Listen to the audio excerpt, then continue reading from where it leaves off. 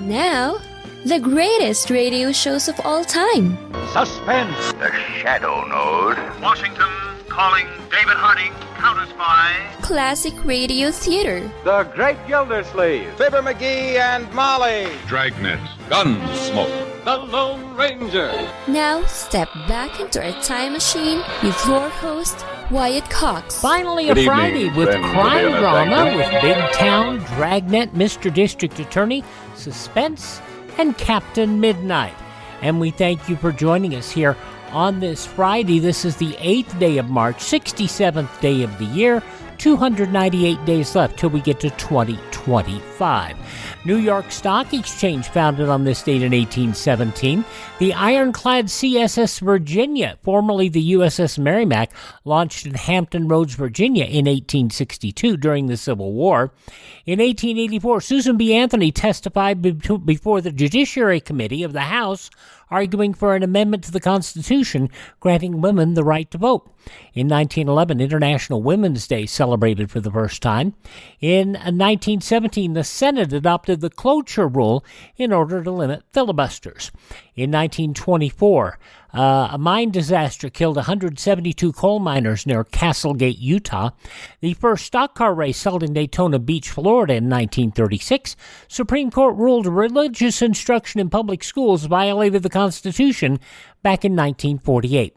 Now in 1950, the Soviet Union claimed to have an atomic bomb. In 1957, Egypt reopened the Suez Canal. In 1964, Malcolm X announced his break for the Nation of Islam. The political philosophy of black nationalism means we must control the politics and the politicians of our own community. They must no longer take orders from outside forces, and we will organize and sweep out of office all Negro politicians who are puppets for these outside forces. 2 days later, Malcolm X told Ebony Magazine, the black Muslim leaders have got to kill me. They can't afford to let me live. I know where the bodies are buried, and if they press me, I'll exhume some. A little less than a year later, Malcolm X would be gunned down by black Muslims. In 1965, 3,500 Marines arrived in South Vietnam, becoming the first American combat troops in Vietnam. On this date in 1971, the fight of the century at Madison Square Garden. Ladies and gentlemen, here is the vote. Referee Arthur McCanty scores it 8-6, 1 even for Frazier. Artie Idala 9-6 for Frazier. Bull wrecked 11 rounds for Frazier, 4 Raleigh, 1 even, 11-4. The winner by unanimous decision and still heavyweight champion of the world, Joe Frazier defeated Muhammad Ali in the first of their 3 epic bouts. Frazier would lose his 29-0 record and his championship to George Foreman also 2 years later. By the way, I have to apologize. I think I'm a little over-caffeinated today. In 1983, President Reagan called the Soviet Union an evil empire. While they preach the supremacy of the state, declare its omnipotence over individual man, and predict its eventual domination of all peoples on the earth, they are the focus of evil in the modern world.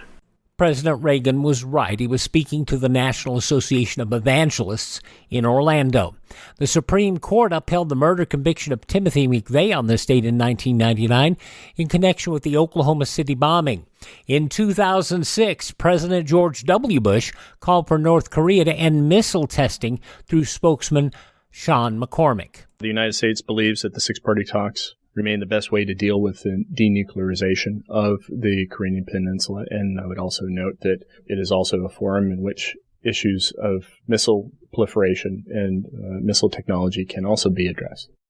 North Korea had launched 2 short-range missiles the day before.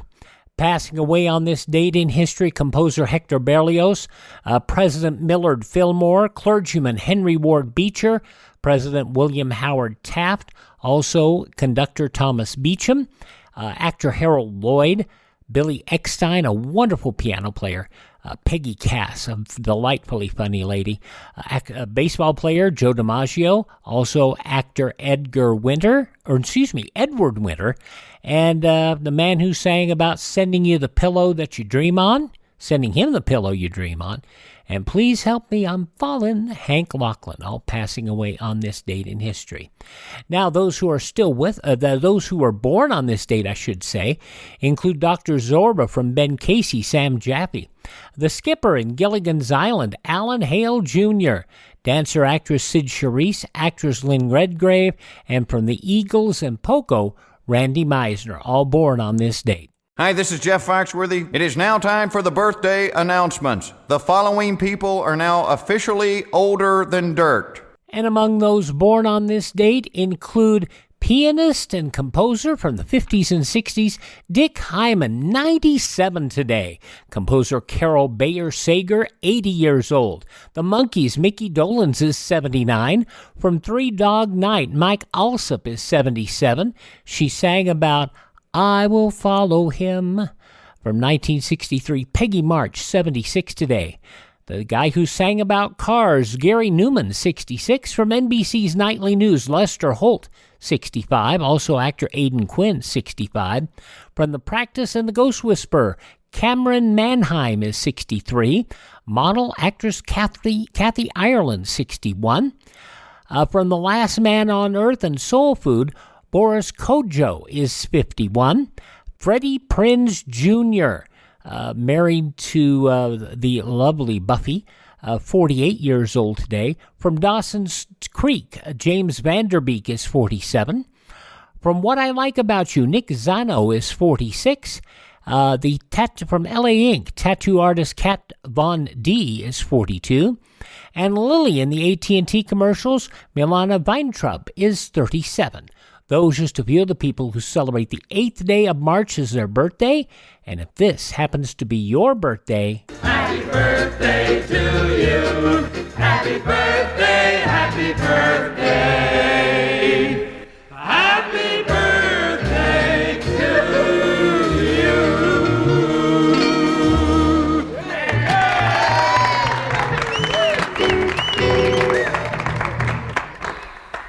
And on this Friday Classic Radio Theater with Wyatt Cox, an episode of Big Town starring Edward Pawley from 75 years ago, March 8th, 1949. That's coming up next.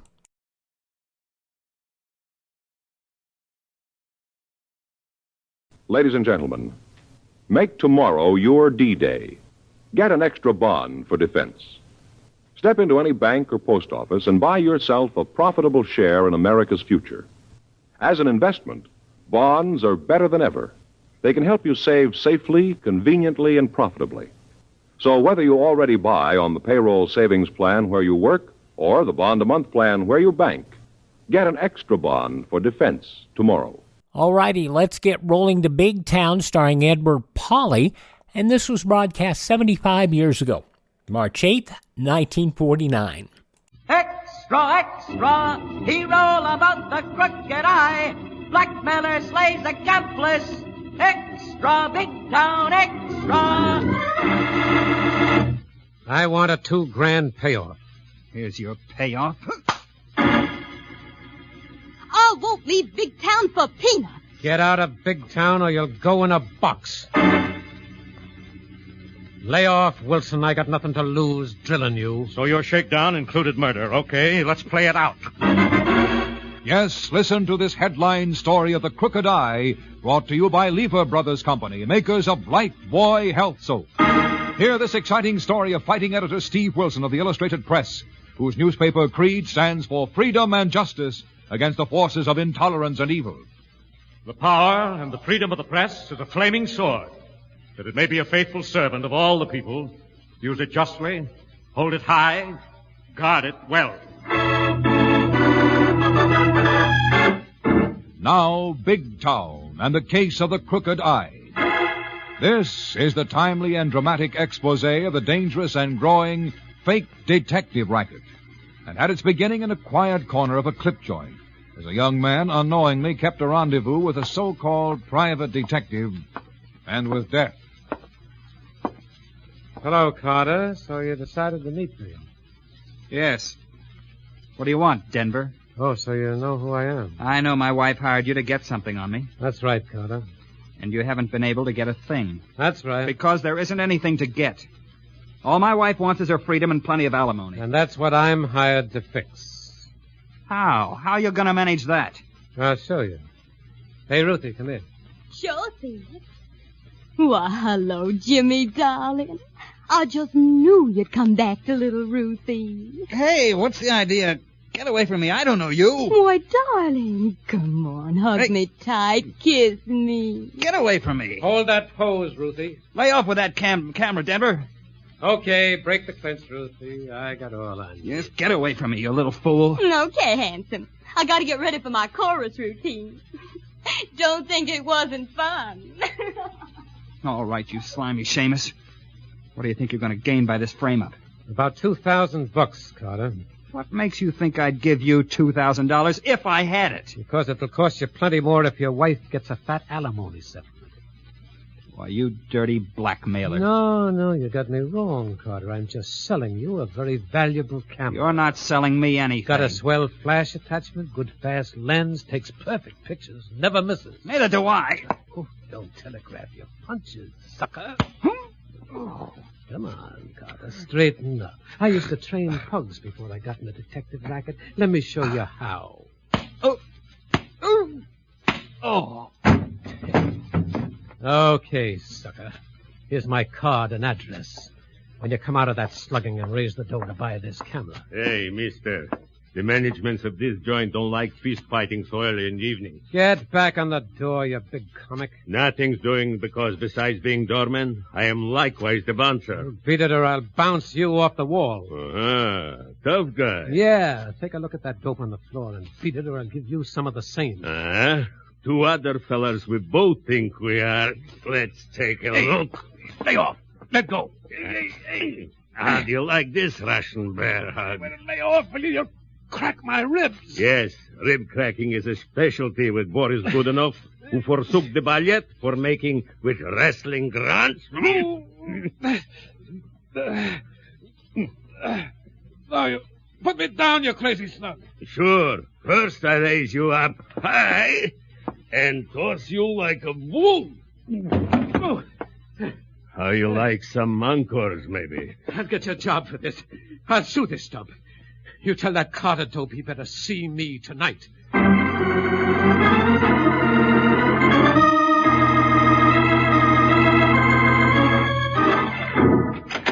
Hi, Steve. Got a minute to look at a batch of reactions to our safe driving campaign? Sure thing, Lorelei.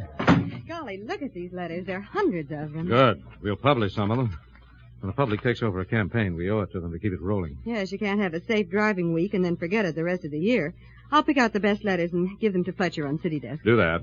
And what about that upriver pollution scandal? I'm checking on that, Steve, but some upstate politicians are sitting on the lid. Well, they better do something before public indignation blows the lid off. And some of them out of office. Or into jail. Uh-oh. Your private land to your so-called underworld listening post. Yes, I'm expecting a tip on the new racket in our own big town backyard, Lorelei. Steve Wilson, Illustrated Press. Mr. Wilson, this is Boris Goodenough, Nijinsky Pavlovich speaking in person. Hello, Boris. How's the doorman business? Confidentially, Mr. Wilson, it is like something from nothing good, which is why I'm calling you. What's the trouble, Boris? Here in the checks room of the big town parrot's cage, I have got a beat-up nice young feller who's got plenty of trouble, Mr. Wilson. Is he badly hurt, Boris? Not much yet, but soon, maybe. Why was he beaten up, Boris? Blackmails he won't pay, I think. Blackmail? Who beat him up? One very tough private detective fella, but I am tougher, and him I bounce out. Nice going, Boris, but are you sure the man was a private detective? Absolutely positively, Mr. Wilson. On account of with this young Carter fella, he leaves a card along with a couple of black eyes. Now, wait a minute, Boris. Any real private detective would lose his license for that. What's the name on the card? On the card, it says, see, Denver. Denver. Yes, I've heard about him. His license was revoked 6 months ago, Boris. Can you keep young Carter there a few minutes? Sure, easy, Mr. Wilson. He don't feel like standing up much yet, let alone go any places in a hurry. Well, take good care of him, Boris. We'll be over at the parrot cage in 10 minutes flat. Come on, Lorelei. Another dirty racket. Go get your coat and so-called hat.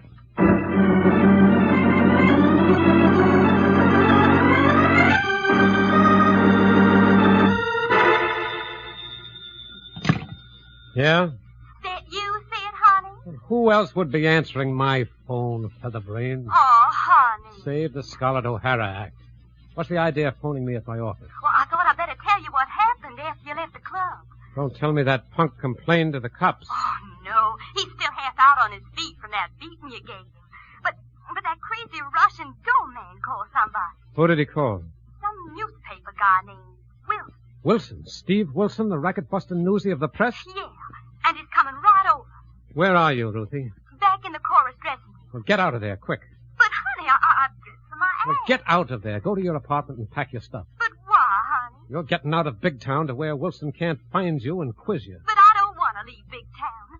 I got a contract. You'll have a busted head if you don't do like I say. But, honey, I ain't got any money. Well, get your money. Get out of there. Go pack your stuff, but quick.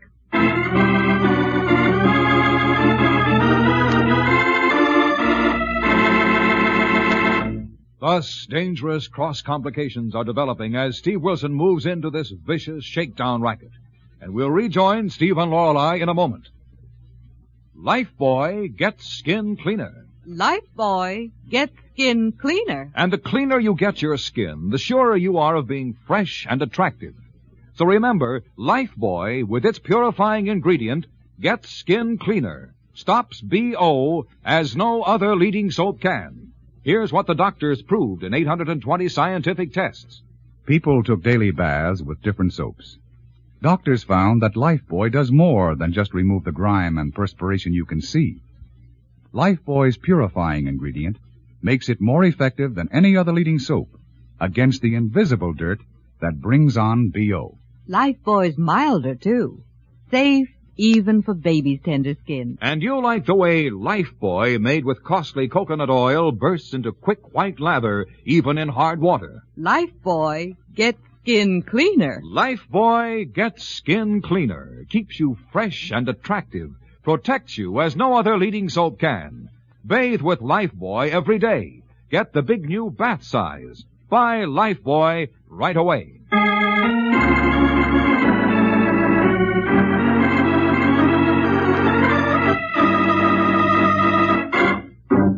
Now back to Big Town and tonight's headline story of the Crooked Eye, as Steve Wilson and Lorelei approach a notorious Big Town nightclub in the cab of their loquacious friend and companion, Harry the Hack.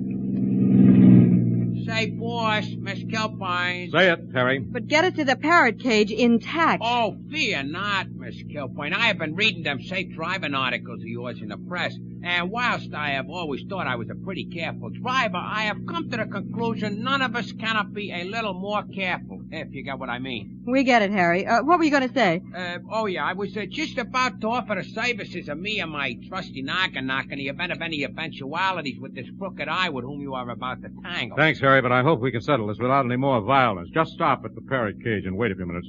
I may want to have you hack me to Denver's so-called office. The first is as good as done, and the second will be a pleasure. All right, Lorelei. Let's go get this Carter boy's story. Oh, wait a minute, Steve. There's Boris coming out of the club, half carrying somebody. Holy moly, the guy's lugging looks out on his feet. Yes, Boris must have a good reason for moving him. Mr. Wilson, maybe you better get this fellow away from here and to some doctor quick. Good grief. He's unconscious. Yes. And when I'm phoning you, he acts like he's getting better. Then he goes out like a light. Boris, you shouldn't have moved him. He may be suffering from concussion. Get him in the cab here. Yes. Let me give you a hand, Boris. We better get him to a hospital. Hey, just hold the hexicab door open, Mr. Wilson. Him I handle like a baby. We'll get here in the back with him, Boris. I'll sit on the jump seat. Yes, I hold him and you see if there is anything you can do, Miss Killiburn. Oh, Steve, his head's cut. There's blood behind his ear. Yes, drive to the general hospital, Harry. Check, boss, on a double-double.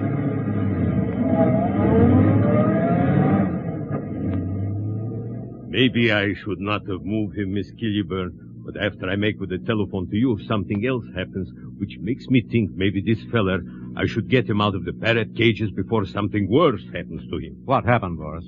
After I'm talking to you, Mr. Wilson, I find a hoof dancer called Ruthie eavesdropping, and in the dressing room she makes phone calls to this Denver feller who wants her to get out of Big Town quick like rabbit. That means she's mixed up in this shakedown racket. Nah, And she dressed quick and runs to her apartments to pack some things. That fits. You know where she lives, Boris? At the big town arm. Harry, stop the cab. Check, Boris, but how come? Let us out. Come on, Lorelei. Well, what about this boy, Boris Steve? and Harry can take him to the hospital. I think we can take care of the rest of his troubles. We'll pick up another cab to the big town arms. Let's go.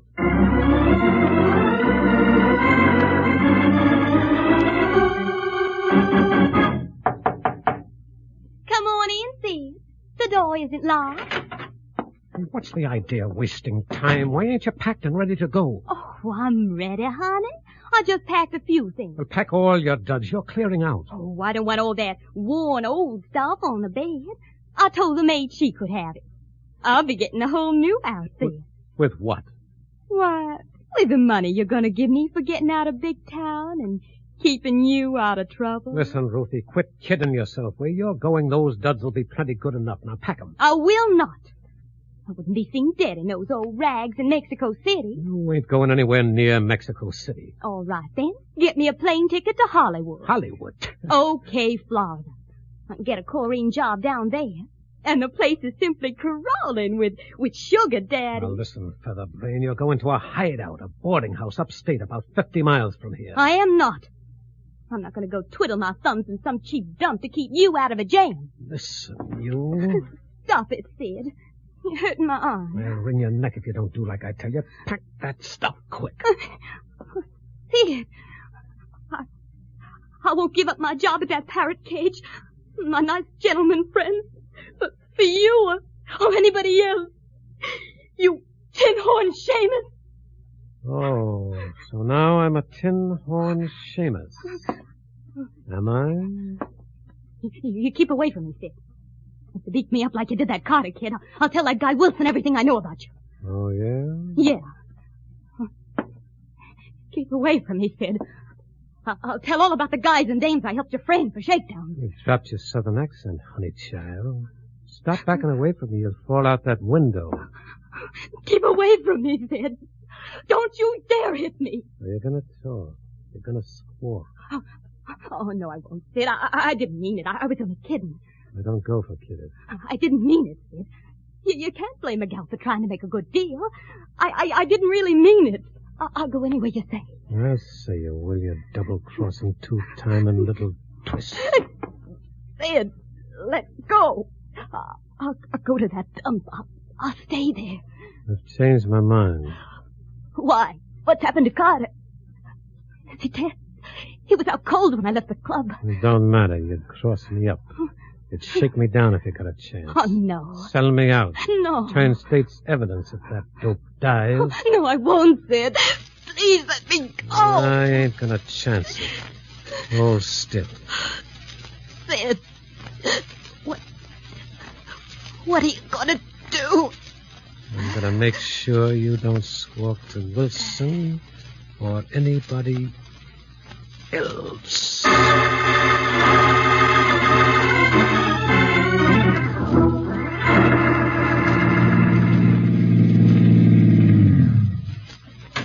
Thanks, driver. Keep the change. Come on, Lorelei. Okay, Steve. You know, I've been thinking... We may not have much time to think if we're going to question that girl before she skips town. Well, that's what I've been thinking about. If we both go barging in on her, she may shut up like a clam. Well, in that case, she'll talk to the police as soon as they picked up Sid Denver. Well, hadn't you better notify them to grab Denver at his office before he hears young Carter is too badly hurt to meet him there? Yes, I'm going to phone Callahan from the lobby. Callahan? Homicide? Do you think Carter's so badly hurt he may die? He might.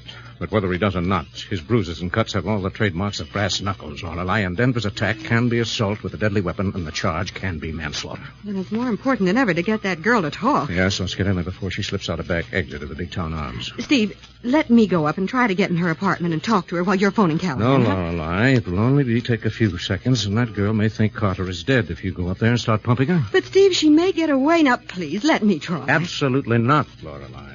I'd rather let her get away than risk your neck. Now, come on inside and wait while I make that call to Callahan of homicide.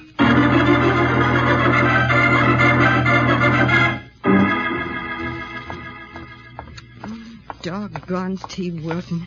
Always trying to keep me from doing my reporter job because I happen to be a female. Oh, this must be Ruthie's apartment. As a female, I think I can handle her better than he can.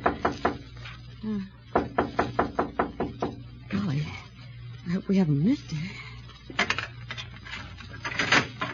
Yeah? Oh. Hello. What do you want? I want to see Ruthie. Who wants to see Ruthie? I'm a friend of hers. Is she here? What do you want to see her about? It's personal. See her at the Parrot Cage tomorrow. Sorry, I heard she was leaving town tonight. Oh, you did? Who told you? None of your business. I'm making it my business. Come in here, sweetheart. Oh, you must be Sid Denver. That's right. Oh, don't bother to lock that door. Why not? It'll be broken down in a few minutes. Who by? Steve Wilson. Wilson of the Press? Yes.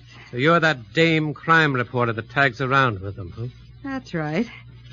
Only this time, because I foolishly disobeyed orders, he's going to be tagging around after me. Where is the slug now? He's downstairs phoning Callahan of homicide. Homicide?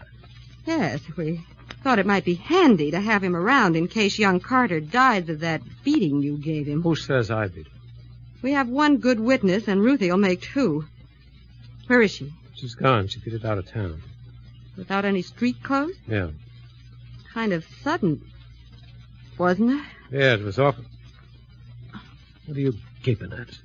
That piece of black crepe dress material caught in the crack of that closed closet door over there. So what?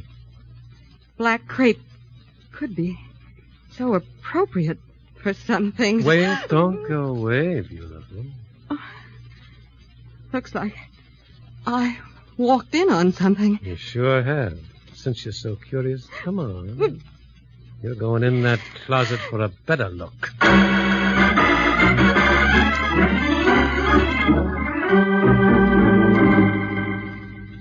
All right, Sergeant. Since you can't locate Inspector Callahan, you better pick up Sid Denver at his office. Carter's at General Hospital, and I'm sure he'll sign the complaint when or if he regains consciousness.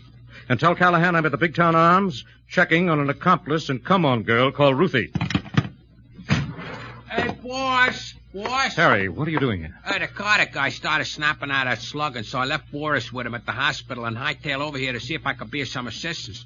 Where's Miss Kilpine? She's over at the switchboard getting the lowdown on that girl, Ruthie, from the operator. Come on, we'll see how she's made out. You called a lawyer on this yet? Yes, they're going to pick up Denver at his office. I tried to get in touch with Callahan of homicide. That's what took me so long on the phone, Harry. Well, there's a switchboard operator, but I don't see Miss Kilpine. I'm sorry, madam, but Mr. Jones does not answer. Is there any message? Very well, madam. I beg your pardon, miss. Oh, good evening, sir. What can I do for you? Where is the young lady who just inquired about one of your tenants called Ruthie? Oh, her? Well, as soon as I gave her Ruthie's apartment number, she went right upstairs. Upstairs? Good grief. Uh-huh. Doggone that girl. Oh, was there anything the matter? I hope not. What is Ruthie's apartment number? Oh, golly, mister, what is the matter? You know, you're the second man looking for Ruthie. The second man. That's right. Holy moly, boss. Maybe Denver's here. What's that apartment number, miss? Oh, why, it's apartment 11A, but what's the trouble, mister? There's liable to be all kinds of trouble if we don't get up there on the double. Come on, Harry. Let's go.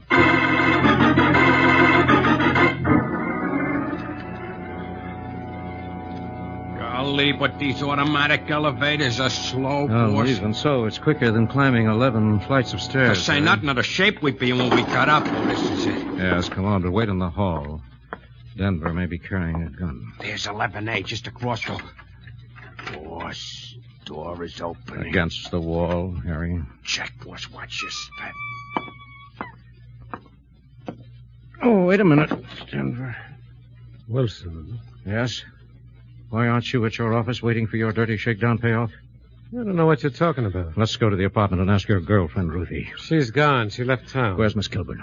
You mean that lippy reporter dame that tags around with you? Yes, I mean Lorelei Kilburn. She ain't sure. You're a liar. She came up here a few moments ago. Now, get out of the way. Lorelei. Lorelei. All right, you nosy newspaper slug. Shut up. Turn around. Oh. So now it comes to guns. Yeah. Your shakedown has turned to murder. Okay. Let's play this out.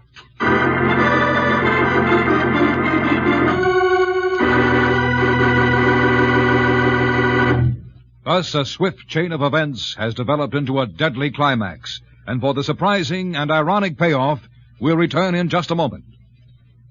Lifebuoy gets skin cleaner. Lifebuoy gets skin cleaner. And the cleaner you get your skin, the surer you are of being fresh and attractive.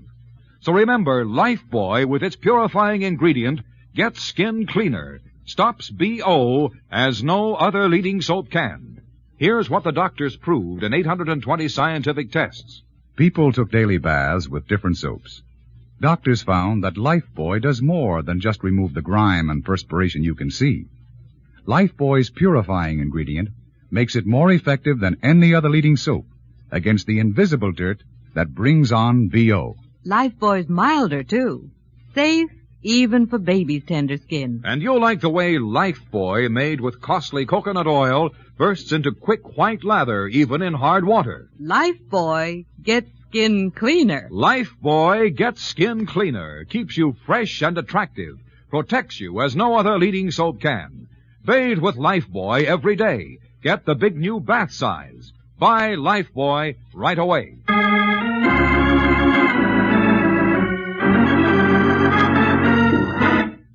Now back to Big Town and Steve Wilson's deadly showdown with a blackmailing private detective in tonight's story of The Crooked Eye. Clam up, Wilson. Stay put while I give with the frisk. You're wasting time, Denver. I don't carry a gun. And even if you haven't committed a murder, you're risking a long jail term for possession of that one in your hand. I got a permit for this run. Your permit was revoked when you lost your private operator's license for being a crooked eye. And a disgrace to your profession. Keep talking and I'll knock your teeth in. Put down that gun and I'll give you a chance. Clam. Oh. So Lorelei Kilburn didn't come here? Isn't in this room? Clam up and quit bunching yourself to get this gun or I'll let you have it right now. And your girlfriend, Ruthie, isn't here? She left town? Get away from that hall door. Get over there against the wall. All right. But those taps tell me Ruthie is in that clothes closet dead. You murdered her to shut her up about the Carter shakedown. So what? You shut up. I'm getting out of here. Let him come, boy. Stay out in the hall, Harry. Keep out of sight. Okay. Let him come out through the doorway. Don't show yourself, Harry. He's armed. Killed his girlfriend. Has nothing to lose by shooting his way out. You get a skin full of Tommy slugs if he comes this way. On account of the homicide, boys are coming up the elevator and the stairs. Oh, so you did call in the cops on this, If you huh? played according to that rule, you wouldn't have lost your license. Turned crooked, committed murder to cover up, and now find yourself caught like a rat in a trap. Oh, yeah? And I know my way around in and out of dumps like this. Don't try breaking for it. Not out that window, Denver. Stay put, Wilson. I ought to plug you for messing in this. I may need all the shells I got in this gun going down the fire escape. Stay put. Don't be a fool, Denver. Don't step out of that window. There is no fire escape in that court. Don't kid me, Wilson. Look. Look behind you, you crazy fool. And take my eyes off you for even a minute, I would be a fool. You will be a fool. It's only 11 stories to the pavement. Don't back out of that window, Denver. Shut up. Stay put. Don't crowd 'em, boss. Elevator coming up. Don't do it, Denver. Keep away from this window. I'm leaving.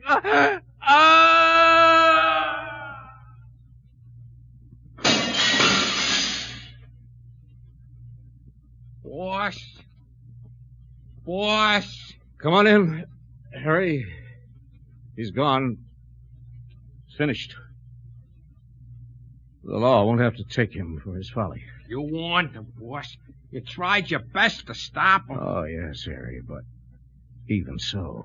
How did you know there wasn't no fire escape outside of that window? I noticed when I came in through the court. What's keeping those homicide men, Harry? Oh, that was my bluff, boss. I don't know if they're coming or not. Steve, get me out of here. Good grief, Lorelei. In that closet with Ruthie. I've forgotten. Just a minute, Lorelei. I'll unlock the door. Oh, Steve, I'm sorry I didn't listen to you. I could hear what happened, heard that awful falling cry. What about Ruthie? Is there any chance? No, Steve, I tried to revive her. She's been strangled. Good grief. That poor kid. Nothing more than a stooge. Come on, girl. What did she get out of it, even in life? Won't they never learn, boss? Some do before it's too late, Harry, but not enough. Get on the phone, Lorelei. Call Fletch on city desk.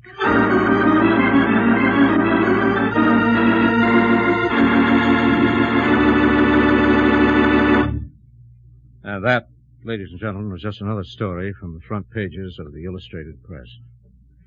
Young Carter recovered.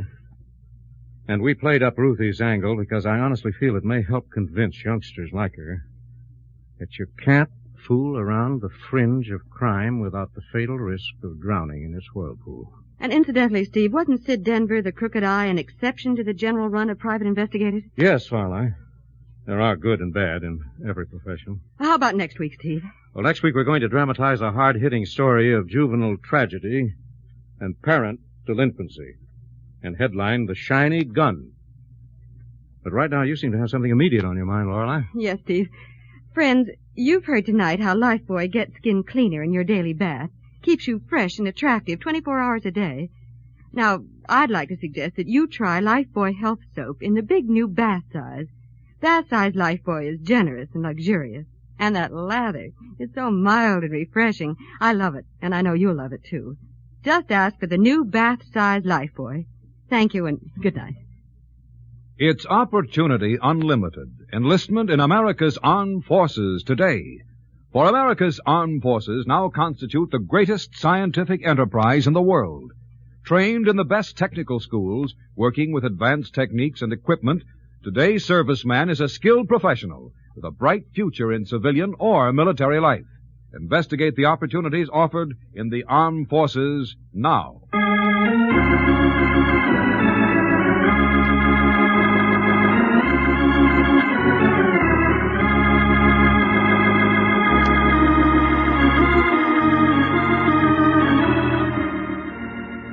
In tonight's dramatization, all names, times, and places are fictional. Big Town features Edward Pawley as Steve Wilson, Fran Carlin as Lorelei Kilburn, and is written and produced by Jerry McGill.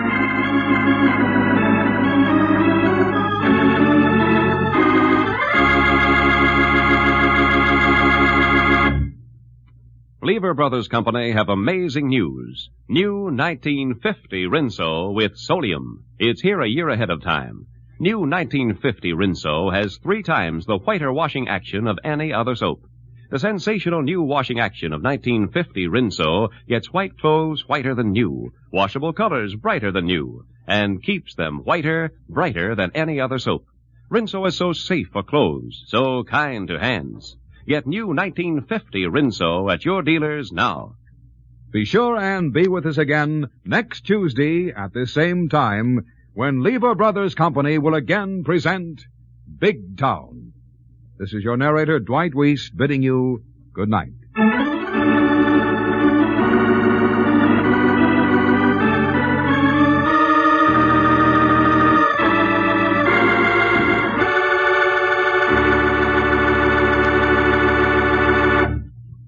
Edward Pawley took over the role of Steve Wilson after from 1943 to 1952. Edward G. Robinson originated the role from 1937 to 1942 on radio in his first radio role. It also moved to film, motion pictures, and Philip Reed starring as Wilson there, and it moved to television as well. And the show there was starring by Patrick McVeigh and Mark Steven over its 6-year run. From March 8th, 1949, Big Town here on Classic Radio Theater with Wyatt Cox. In just a moment, we'll head to Los Angeles and Dragnet.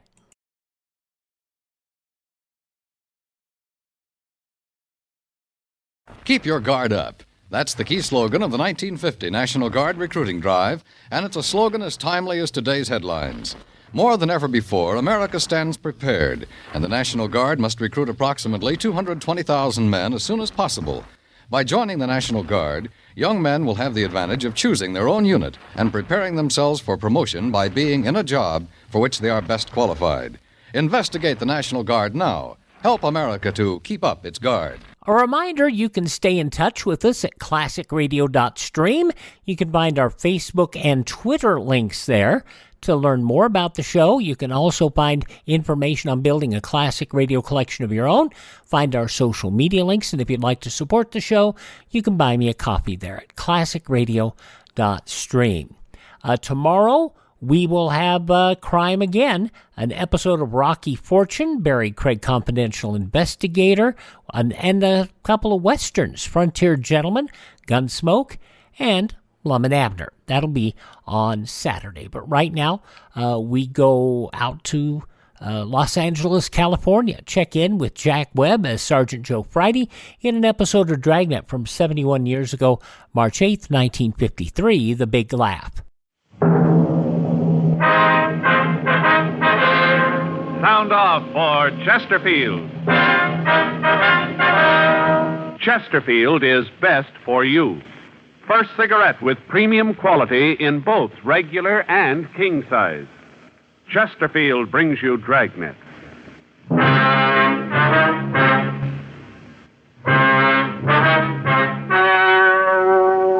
Ladies and gentlemen, the story you're about to hear is true. The names have been changed to protect the innocent.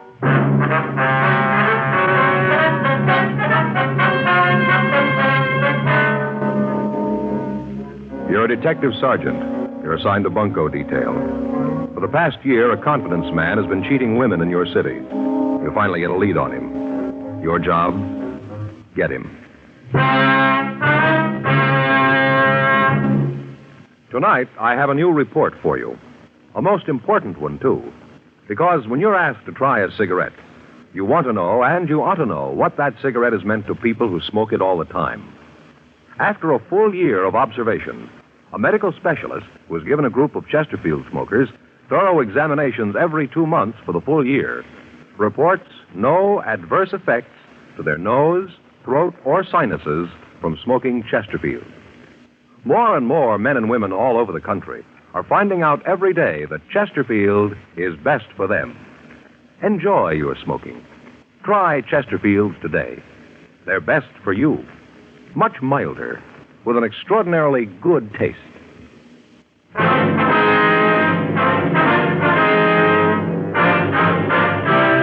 Dragnet, the documented drama of an actual crime. For the next 30 minutes, in cooperation with the Los Angeles Police Department, you will travel step by step on the side of the law through an actual case transcribed from official police files. From beginning to end, from crime to punishment, Dragnet is the story of your police force in action. It was Wednesday, February 12th. It was cold in Los Angeles. We were working the day watch out of bunco detail. My partner's Frank Smith. The boss is Captain Steed. My name's Friday. We were at the Armstrong Thomas department store cafeteria, and it was 3:14 p.m. when I got back to the table. Here, Joe. Let me give you a hand. Oh, thanks. Here you are, Miss Terrence. Thank you. I wonder if you'd tell us what this is all about now, ma'am. Surely. Sorry you had to wait, but I thought it might be better if we talked up here. Yes, ma'am. Would you pass the sugar, please? Oh, yes, ma'am. Here you are. Well, it's not a pretty thing. I don't know how I could have been so foolish, but I guess when you get to be my age and you haven't got anything on any attention, it makes you forget. Yes, ma'am. How'd you first meet this man, Benton? I saw him first at a musicale. I met him very briefly that night. He called me the next day, said that he wanted to see me again. Well, I told him that I didn't think it'd be proper, but he insisted, so that night we had dinner together. He seemed so nice, I still can't believe it. Yes, ma'am. Such a wonderful time. I didn't think anybody could be so happy. We ate at a wonderful little place down at the beach. Then we went for a long drive and listened to the music on the radio. Just beautiful. The way the ocean looked, all moonlight and all. Mm-hmm. When'd you see him again, ma'am? Not until he left. He'd call a couple of times a day. It got a little embarrassing. The girls at the store here got to kidding me about it, but I didn't care. Then he told me he wanted to marry me. I couldn't believe it. So wonderful. Yes, ma'am. Then one day he told me that he was going to have to take a business trip up north. When was that? Do you remember, ma'am? I guess it was about 3 weeks ago, something like that. Mm-hmm. Go ahead, please. Well, he left. I went down to the station and saw him off. He kissed me and said that when he got back, we'd be married. We were going over to Las Vegas on our honeymoon. Wonderful plan. Wonderful. And then I heard from him, and he got to San Francisco. He called me from the hotel and said that he'd lost his wallet on the train. He told me he'd lost everything. All his money, identification, everything. That's when he asked me for the $100. I didn't think that anything was wrong, so I sent it to him. Where'd you send it, ma'am? To his hotel. Did you hear from him at all after that, ma'am? Not a word. At first, I thought that maybe he was just busy. I did think it was kind of funny that he wouldn't say something about getting the money I sent, but not a word. Then I got worried. Yes, ma'am, I can understand. Finally, I called the hotel, and they told me that he'd checked out. I figured that maybe he was back in town and wanted to surprise me. So I called his apartment. The landlady told me that he had left a couple of weeks before, that he didn't leave any forwarding address. Yes, ma'am. I didn't know what to think. I didn't want to believe that he'd just used me, but there didn't seem to be anything else to think. Yes, ma'am. Then, of course, it was only $100. Seems that if he'd wanted to rob me, he could have asked for more. I still don't believe it, even when I know it's true. Yes, ma'am. Now, I wonder if you could give us a description of the man. Yes, I can do that. Let's see. He was tall. About how tall, ma'am? Over 6 feet. Maybe 6 feet, too. He had blonde hair. Kind of wavy. About how much would you say he weighed, Miss Terrence? I'd just be guessing, but I'd say about 190 or so. I see. I wonder if you'd be kind enough to come down to the city hall and look at some pictures for us. You think you might have one of him? It's possible, ma'am. Maybe it'd make you feel a little better to know that you're not the only woman that this Benton has taken. There have been quite a few. I guess I knew that. Even if I didn't want to believe it, I guess I knew it was just a confidence game. Such a cruel thing, though, to use a person's loneliness to rob them. Yes, ma'am, it is. When you get along in years and you haven't got anything to hold on to, little attention and affection makes you forget everything else. Nothing else seems to matter. Yes, ma'am. I guess that's the way they figure it.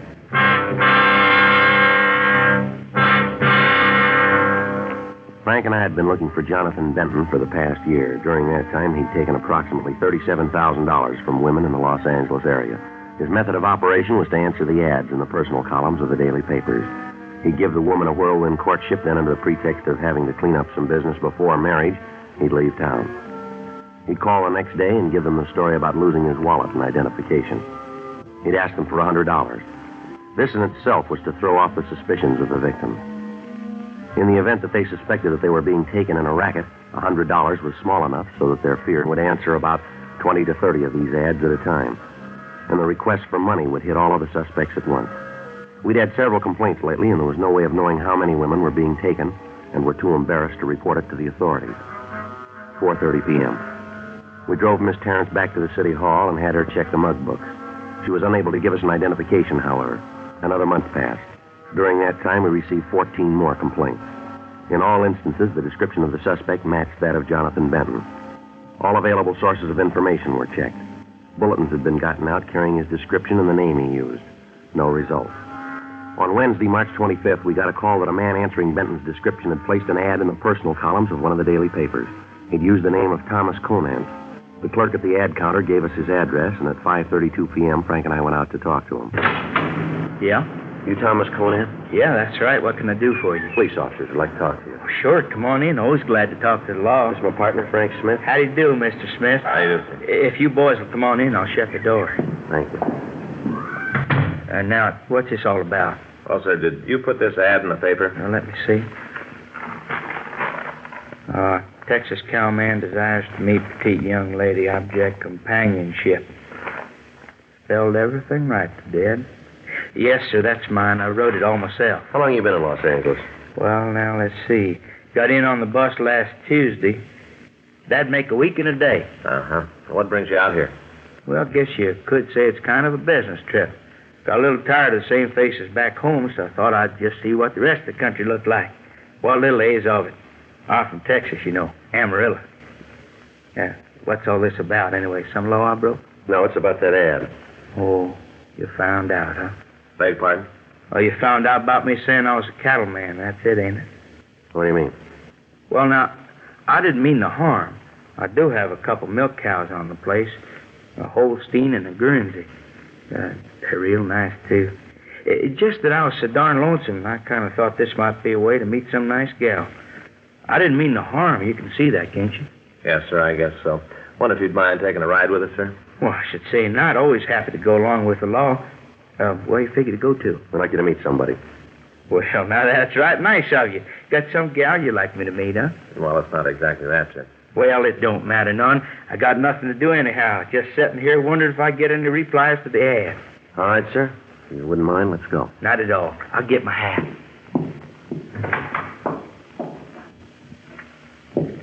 Don't hardly feel conspicuous in this hat at all. Is that right? Yep. Kind of thought people might make something of it, but they hardly even notice it. Had two little kids come up today, ask for my autograph. Guess they figured I was a movie star. Made me feel real good, too. Then I wrote my name for them. They didn't know who I was. That didn't make no mind to them. They just thanked me and went on about the business. Right nice little folks they was. Yeah, well, let's go. Sure. Real nice people here in L.A. Real nice. Haven't met a bad one yet. Well, you haven't been here long. We got 'em.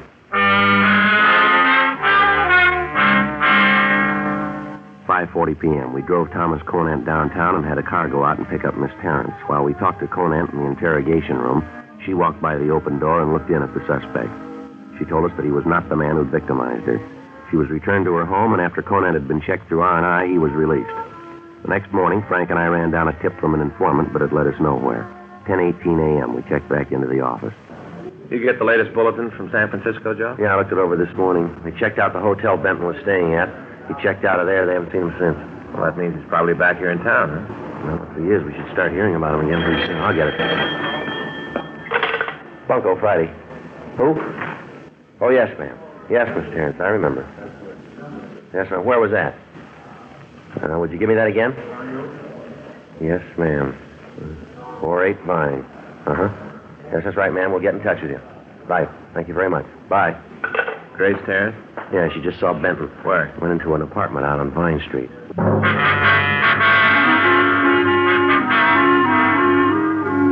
10:41 a.m. Frank and I got to the apartment house on Vine Street. We talked to the landlord, and he told us that a man answering the suspect's description was registered in apartment 4B. He was registered under the name Jonathan Benson. He told us that this Benson had just moved in and paid his first month's rent in advance. He'd said that he was just going to be in town for a short time, and that in the event that he moved out before his month was up, he expected no refund. Frank and I went up to the 4th floor and knocked on the door. Yeah? You Jonathan Benson? Who are you? Police officers want to talk to you. What about? Might be better if we talked inside. Maybe I don't want you in my... All right, now, mister, you get your hat. We want to talk to you downtown. What for? Come on, get your hat. Just a minute. I think maybe there's been some kind of mistake here. Just tell me exactly what it is you're looking for. I'm sure we can work. Come on, mister. Quit stalling. Get your hat, will you? Come on in. I'll get my hat. I'll get it for you. In this closet? Yeah, the gray one. You sure you got the right man? Looks that way. Mm-hmm. No way to work this out. What do you mean by that? Well, I don't even know why you want me to go with you. Seems you could fill me in on that. Got some people we'd like to have you meet. Who? You'll see when we get there. Here's your hat. Come on, let's go. Guys sure think you're the Gestapo, coming in here dragging a private citizen out of his house. If you haven't done anything wrong, you got nothing to worry about then, have you? That's not the point. I don't like it. Coming in here and take me downtown so a lot of stupid old broads can look at me. Who said we wanted women to look at you? You did. No, we said we wanted you to meet some people. Must have misunderstood, huh? Yeah, I guess you did. No way we can work this out, huh? There's no way. Now, come on. Oh, just a minute. I want to be sure I got my key. I don't want to be locked out. Don't worry about it. What do you mean? You might not be coming back. Frank and I took Jonathan Benson downtown. We ran him through R&I, but we got no identification. His fingerprints were rolled and checked, but they didn't make him. Miss Terrence was called and asked to come down to the city hall to try to identify the suspect. 2:30 p.m. We took him to the interrogation room. You ever use the name Benton? No. You sure? Yeah. You ever use any other alias? Why should I? You tell us. Now, look, why don't you come off it? Tell me what this is all about. You told us you just got into town, is that right? Yeah, I've been here about a week. Where'd you come from? Up north. Where up north? San Francisco. You live up there, do you? Most of the time, yeah. Most of the time? What's that mean? Just that. Most of the time I live in San Francisco. That hard for you guys to understand? What line of work you in? I'm a salesman. Yeah, what do you sell? Whatever people want to buy. What are you selling now? Nothing right now. That's why I'm here. I'm looking for a deal. You know a woman named Terrence, Grace Terrence? I don't think so. Might. Why? We'd like to know. Hey, maybe I'm wrong about all of this. If I had to be booked, or you had to let me go. They changed that law? No, that law's still good. Then let's stop horsing around. I got a lot of things I want to do. Fill me in on this and then let me out of here. All right. There's been a confidence man working in the L.A. area, been taking money from women. Gives them a big pitch about wanting to marry him, then he hits them up for $100 and leaves them. Sounds like a good racket. He's taking a lot of money from people who haven't got it to spare. Offhand, I'd say a tough luck. Offhand, we'd say you're wrong. Way you look at it. Where do I fit into this little fantasy? You look good for the guy who's been pulling the deal. Me? That's right. You guys are flipping. Description matches. So I look like another guy. Everything else about you checks out. So you figure you made me for the job, huh? That's what we figure. Which way's the gas chamber? Oh, come off it, fellas. You guys know you're trying to hang a bad rap on me. You know it, and so do I. Now, let's call the whole thing off. I can get out of here, and you can get to the pinochle. I'll get it. Hello, Miss. They told me I could come over here. Oh, yes, yes. Won't you come in, please?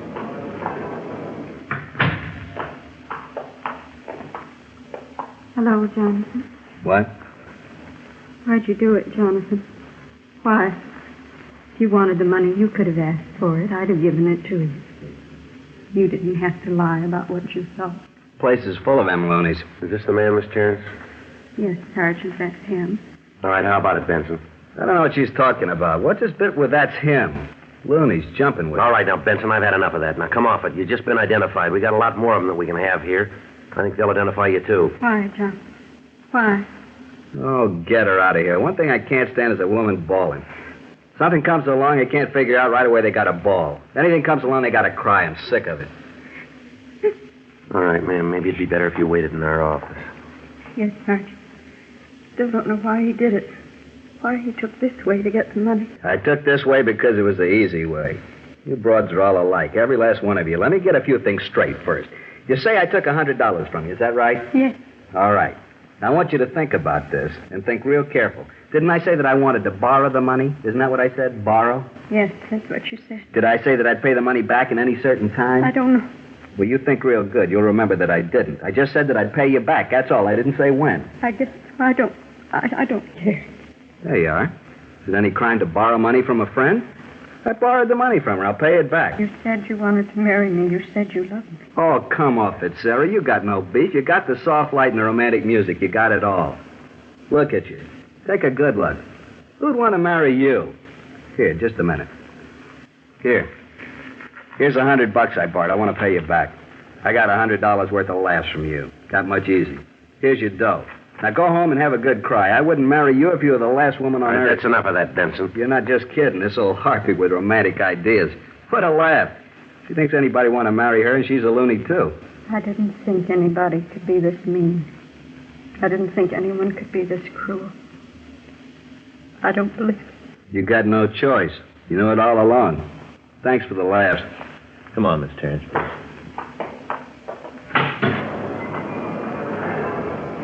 Imagine that old bag really thinking I'd marry her. Yeah. Real laugh. Well, anyway, she got her dough back. I said I'd pay her back. I did. You check with the rest of them. I'll tell you the same thing. I borrowed the money, that's all. I can't help it if they thought something else. I can't help it, Connor.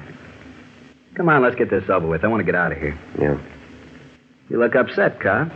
Don't be. It won't prove anything. That's the way I it got is. something for you, Benson. Is that right? Yeah. Someplace, sometime, you're going to make a mistake. Is that right? Yeah, and when you do, we're going to lean on you, and we're going to lean hard.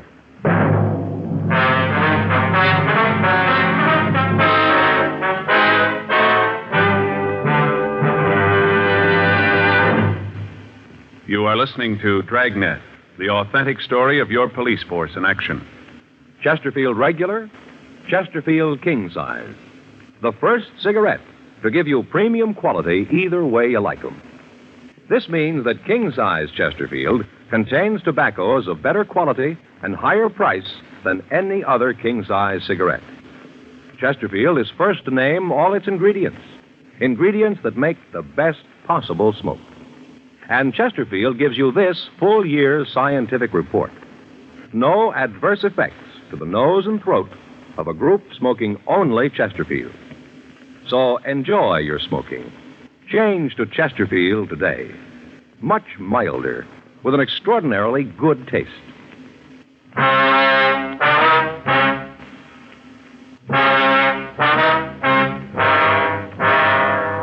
We had 12 of the victims of the confidence man look at Benson. All of them gave a positive identification, but verified his story that he'd borrowed the money from them. 4:25 p.m. Frank and I got in touch with the district attorney's office and talked with them. What Benson had said was true. In borrowing the money, or in saying he was borrowing it, he'd committed no violation of the law. We had to release him from custody. A month passed. During that time, we'd heard nothing more from the suspect. He'd stopped working the Dodge in the Los Angeles area. We contacted the San Francisco authorities and informed them of what had happened. They said that they'd be on the lookout for Benson. During the next 2 weeks, Frank and I worked on a ring of bunco artists that were working the obituary columns. On June 16th, we got a call from Burglary Division that they'd gotten a report of a theft. And talking to the victim, they'd gotten the name Jack Bentley. They checked the files on him and found that it could be Jonathan Benson. The victim, a Miss Betty Lindsay, came to our office to talk to us. I don't know why they thought that I should see you. It's just a plain theft. The officers in burglary said that they thought we might be interested in the thief, Miss Lindsay. I wonder if you'd tell us about him. Lousy crumb. This guy's a real schnook. Schnook of the first water. Yes, ma'am. What's his name, please? Called himself Bentley, Jack Bentley. What a bum. What do you look like, Miss Lindsay? Tall and blonde. Kind of nice-looking guy if you went for the type. I did. Now I got troubles. Oh, what a no-good bum. Wonder if you'd take a look at some of the pictures we've got here. See if he's in these. Sure. I'd like to see you get him. Where are the pictures? Frank, would you get him, please? Yeah. Where'd you meet this Bentley? Do you remember? Well, I'm sort of the hostess at a place downtown over on 5th. Anyway, about 2 or 3 weeks ago, this schnook comes in, orders a couple drinks, and he leaves.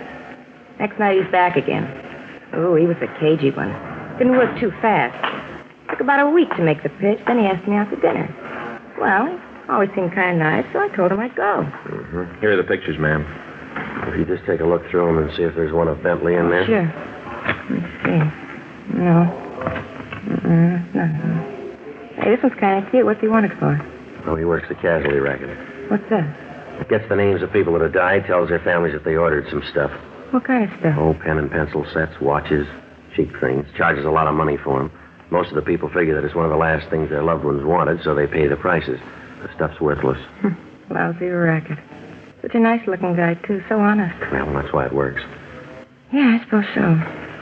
Well, let me see. No, this one's not him. Hey, wait a minute. Yeah. That's him. Ooh, what a nudnik. Ma'am? A nudnik, a real bum. But that's him, I'm sure of it. Benson. Yeah. You mean you know this guy? Yes, ma'am. Wonder if you tell us exactly what happened. Well, sure, like I was telling you. This guy, Benson? Yes, ma'am, that's right. Jonathan Benson. Yeah, well, anyway, he asked me out to dinner. I told him I'd go. He looked like he was pretty well fixed. I figured it wouldn't do no harm.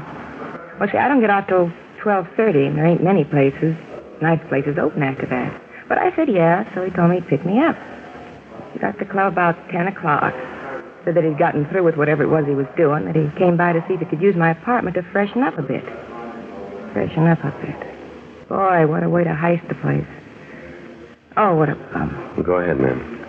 Well, I gave him the key to the place. He said that he'd stop at a drugstore and pick up a razor, shave, and wash his face, and he'd be back to pick me up. The last I ever saw of him. Walked off with a fur coat I had. Saved for 3 years for that coat. Cost me $900. And he took a ring worth about $150. Diamonds. Belonged to my mother. Sure hope you get him. Nail him good. Yes, ma'am. Ooh, what a nudnik.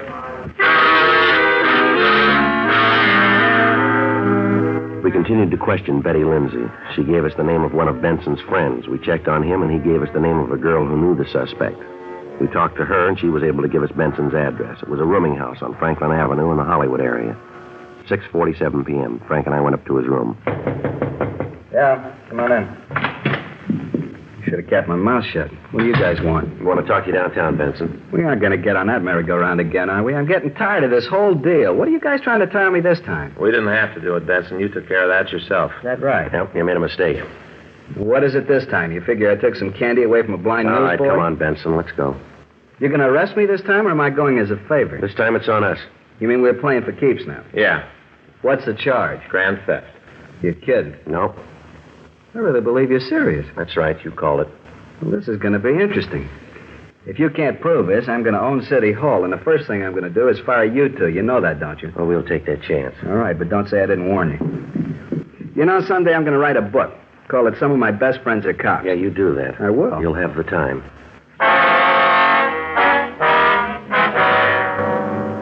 We took the suspect downtown. We talked to him for over an hour, but he'd admit nothing. Without being able to produce the stolen articles, the case would be difficult to prosecute. We had Benson take everything out of his pockets. Among his personal effects, we found a key to a locker in the subway terminal. 2 men from Bunko Division took the key and went down to the terminal. They recovered a locked suitcase and brought it back to the squad room where we were questioning Benson. How about it, Benson? This yours? Never saw it before in my life. It's locked. You got a key to this, Benson? I told you it wasn't mine. What more can I say? See those keys there, huh, Frank? Yeah. Here. Uh-huh. I don't know what this is all going to prove. I told you the suitcase isn't mine. Yeah, that figures. That's how come the keys fit, huh?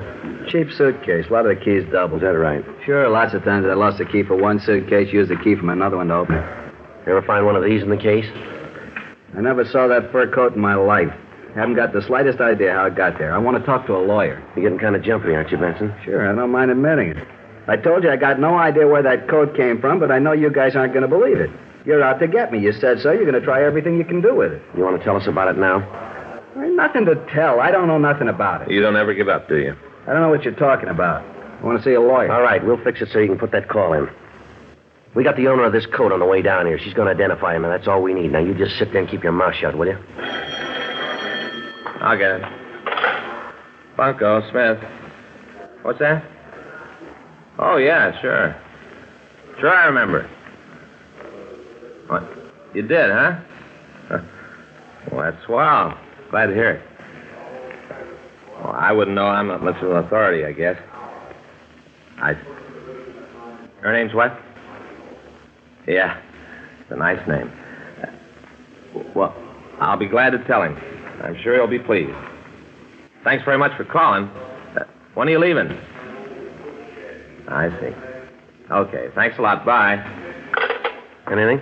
Yes, that kid from Texas, you know, that Thomas Conant? Oh, yeah. You mean the cattleman? Yeah, got an answer to his ad. Is that right? Yeah, somebody called him up, and he said that he made a real good deal for himself, and he's shipping her back to Texas. Well, you mean he found a girl? No, bought himself another Holstein.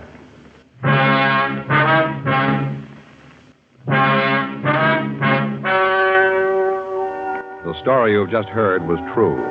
The names were changed to protect the innocent. On October 17th, trial was held in Department 87, Superior Court of the State of California, in and for the County of Los Angeles. In a moment, the results of that trial. Now, here is our star, Jack Webb. Thank you, George Fenneman. Quality throughout is what we try to put in every Dragnet show, and it's what Chesterfield gives you in every cigarette. It's the first premium quality cigarette in both regular and king size. I'm smoking 2 packs a day myself. I can tell you that they're milder, with a real good taste. Chesterfield.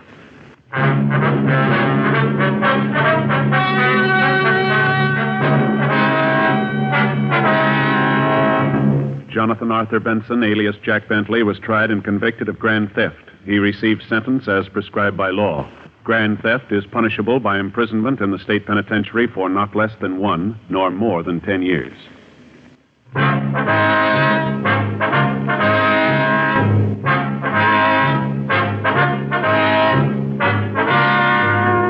You have just heard Dragnet, a series of authentic cases from official files.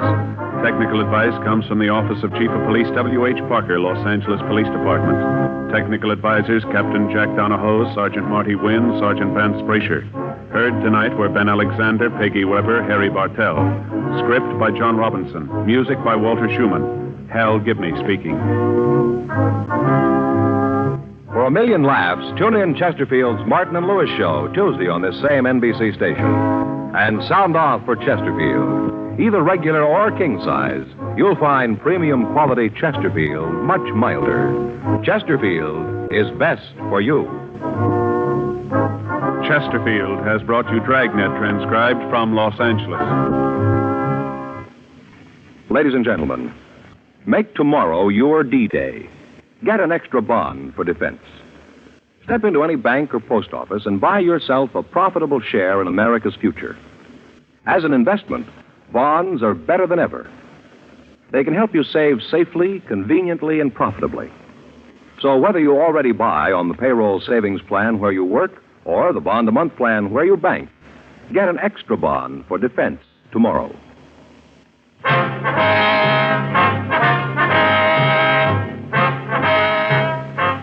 Tonight, it's Adventure with Barry Craig on NBC. 71 years ago, March 8th, 1953, Dragnet on Classic Radio Theater with Wyatt Cox. Coming up next, the final season of David Bryan as Mr. District Attorney from 71 years ago.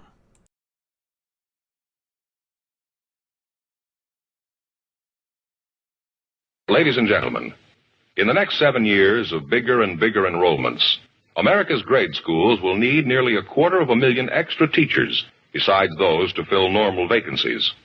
This great need, plus the growing public interest in education and improvements in schools, make elementary school teaching a more rewarding career than ever, a career that high school and college students should certainly consider. Education holds America's future, perhaps your future. A reminder to visit our webpage at classicradio.stream. Mr. District Attorney started out, ran on network radio, NBC and ABC from 1939 until 1952, continued for one more season in syndication, and that's what we're going to hear today, an episode of the syndicated program, Mr. District Attorney, starring David Bryan. This from 71 years ago, March 8th, 1953. Mr. District Attorney, starring David Bryan. Mr. District Attorney, champion of the people, defender of truth, guardian of our fundamental rights to life, liberty, and the pursuit of happiness.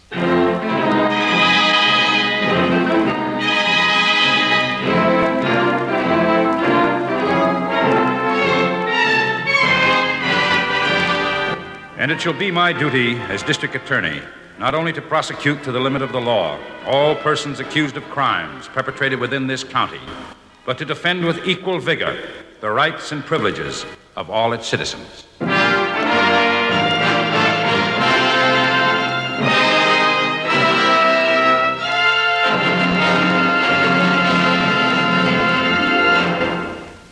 This is David Bryan. In a moment, we'll bring you another case from the files of Mr. District Attorney. But first, a word from our sponsor.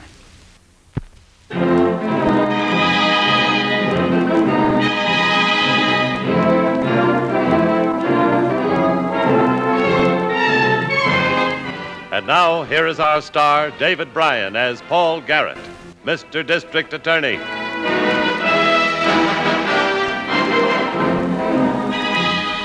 A district attorney knows that crime has its roots in emotion, and of these, the most deadly is greed. This case started in a large, badly kept junkyard on the outskirts of town near the city dump. The junk dealer and his wife are seated at the dinner table in the ramshackle house, but the man isn't eating. He's reading a newspaper. Will you stop reading that thing and eat your supper, Nick? I ain't hungry. You've had your nose buried in them new car ads ever since you got the check from the salvage company. Fat lot of good it's doing you. We can't buy one. Oh, we could. I didn't have to pay that Mexican for helping me. Well, you do have to pay him, so stop daydreaming. New car. You ain't never going to do enough work on your own to get anything new, let alone a new car. If you know what's good for your men, you'll stop picking on me. You could have taken the pipe and stuff out of those condemned buildings by yourself if you wasn't so lazy. Are you going to shut up? Or are you looking for a punch in the mouth? I didn't mean nothing. All right. Shut your trap and keep it shut. $1,800 for that pipe, and I got to give half of it away. Well, there ain't nothing you can do about it, Nick. He knows you got the check. He was supposed to be paid as soon as the stuff was weighed out. You can't stall him much longer. He'll be coming over again tonight to ask for it. That'll be him now, Nick. Yeah. Coming right up to the front porch. Just like he owned the place. Get busy with your dishes. I'll handle him.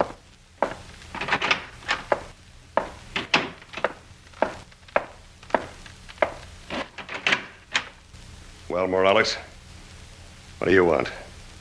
Oh, Mr. Howard, I come for my money for the work I do. I told you I'd bring it to you when it come. I ain't got it yet. I can't give you what I ain't got. Please, Mr. Howard, I don't like to bother you, but my wife, she's sick. We're going to have another baby. Now, look, I got troubles of my own, Morales. Well, I know you got the money, Mr. Howard. I call the salvage company. They say everything is paid. Oh. So you're checking up on me, are you? Now, look, Morales. I'm going to tell you what it'll do. Here. It's better than you deserve. Here. Here's $50. For 3 months' work? Go on, take it, and we'll just call it square. And if you don't like it, you and your family can get out of that shack of mine by morning. Oh, no, Mr. Hubbard, you don't cheat me. I want my money. All my money, $900. You better take this 50 while you can, Morales. Because it's all you're going to get.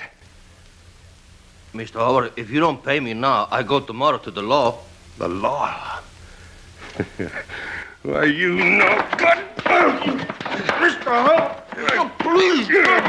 You'll take that 50. You'll sign that paper right now, or I'm going to beat the life out of you. Nick, what's going on? Stay out of this, men. Morales and I just made a deal. In the second drawer on the... No, don't sign no paper, Mr. Hubbard. No. Come back here, Morales. Come here. I go to the law. You ain't going far. Nick! Nick, no, not the shotgun! Yeah, let go of me with you. Oh! Nick, you're crazy! Morales! Come back here! No! All right, then. You ain't never gonna reach that fence.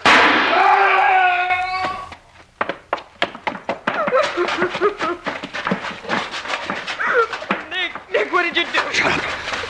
Shut up, dear. Shut up, dear. Nick?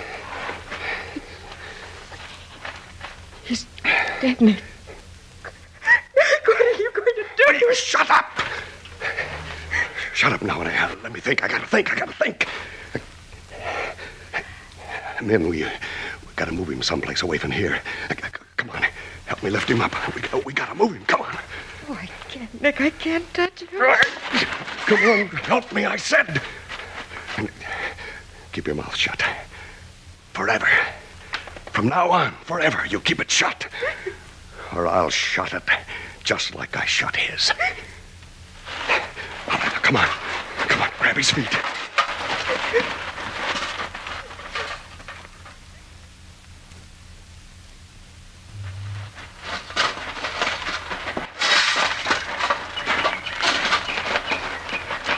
Well, there he is, Chief. Department of Sanitation boys found him. They were bulldozing some of those ash heaps to level them out. It's a good thing they saw him, Harrington. If he ever ran the bulldozer across here, he'd been buried for good. Yeah. Doc says he's been dead about 40 hours. You say the Missing Persons Bureau has a report on a man of this description? Uh-huh. Report was filed yesterday by a Mrs. Morales. Said her husband didn't come home the night before last. Well, that fits in with the length of time the doc says he's been dead. Now, let's get a better look. Shotgun killing, huh? Yeah. He got it behind the head and through the back. Heavy charge. Gun was probably 12 gauge. You know where Morales lived? Yeah, one of those shacks on the edge of the dump someplace. None of them have any address. But when Mrs. Morales made the missing person report, she said the shack belonged to a junk dealer named Hubbard. Although it beats me how Hubbard owns anything that's standing on city property. Where is Hubbard's junkyard? Well, it's way down at the end of the dump, about 1.5 miles, that high board fence. Hey, see it? Yeah. You'll have to drive around past the gasworks to get to it. There's no direct way from here, unless you want to ruin your car. Yeah, I'll go around. Hubbard may be able to give us some information about Morales. I'll meet you in town when I'm finished. Okay, Chief.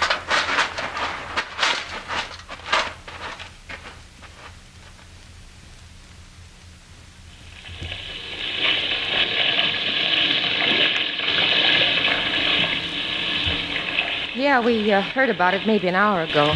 Somebody called to tell my husband. Let me turn this washing machine off, will you? So old you can't hear nothing when it's going. Everything we've got is old. Junk my husband picked up someplace. Where is your husband now, Mrs. Hubbard? Oh, he drove over to the shacks to tell Mrs. Morales and see if maybe there wasn't something he could do for her and the kids. Morales sometimes worked for my husband. So I understand. Did Morales ever come here? Here to your home, I mean. Only when he had some business with Nick, my husband. When was the last time? Why, I can't say for sure, Mr. Garrett. Like I said, he'd come to see Nick on business. You'd probably be around when he came, though. When was the last time you saw him? Well, I can't say for sure. I'm too upset to think. Well, that's Nick's truck coming now. Nick will know. He'll tell you.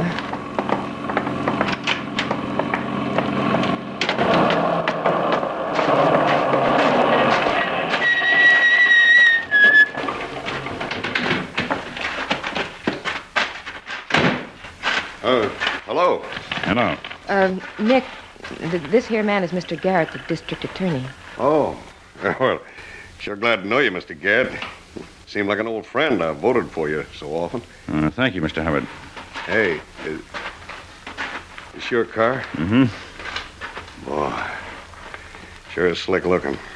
I must ride like a dream. Nick, Mr. Garrett wants to know something about Morales. Yeah, I know. I just left his widow. Yeah, this thing's hit her kind of hard. Sure feel awful sorry for her and them kids. Just a few things I want to know, Hubbard. When did you see Morales last? Your wife couldn't remember. Well, you sure are upset men. Now, you ought to remember Morales stopped by here night before last. Well, I wasn't sure that... Night before last. What time? Well, it was just after we finished supper. 8 o'clock, maybe. Same night he was killed. Huh? You mean he's been dead that long? Well, that's what the coroner thinks. You have any reason to think differently? Well, I mean, he was only found this morning. He's been missing since the night before last, though. His wife reported that to the police yesterday. You knew that, didn't you? Well, sure, I knew it, but... Well, I figured he was off celebrating with that roll of money he had. What roll of money? Money I paid him for the job we did together. You mean you paid him when he stopped by here the night before last? Sure. I handed him $900. Wait a minute. What, Hubbard? Something Mrs. Morales told me. Just a while ago when I was over there. Somebody dropped in on Morales the night he disappeared. Who? One of the shantytown bums, a guy named Shorty. Morales wasn't there when he came. The Shorty waited around for a while, she said, and then he said he'd walk across the dump toward my place, see if he couldn't meet Morales on the way. You know, you asked me, this Shorty may be the man you're after. Sounds like a strong possibility, Hubbard. I'm going to see Mrs. Morales and get more information about Shorty, whoever he is. Want to tell me how to get there? Well, I'll do better than that, Mr. Garrett. I'll drive over with you. Oh, fine. Let's go. Goodbye, Mrs. Hubbard. Bye, men. I'll be back later. Bye. Oh, okay if we take your car, Mr. Garrett? Sure. You know, you jounce around too much in my old truck. It's ought to be a pleasure for me to ride in a new job like yours, eh? Hop in. Yeah.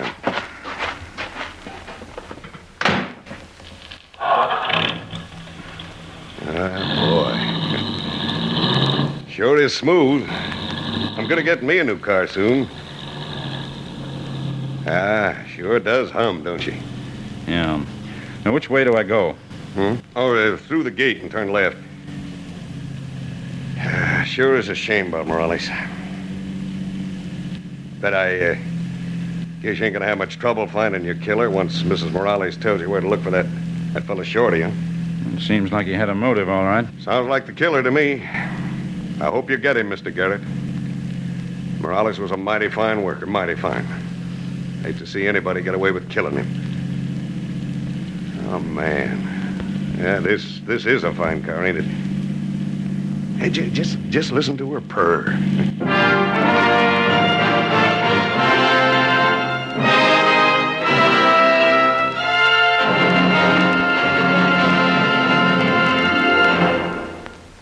This is David Bryan. Before we continue with Mr. District Attorney in the case of the murderous Junkman, here is an important message I'd like you to hear.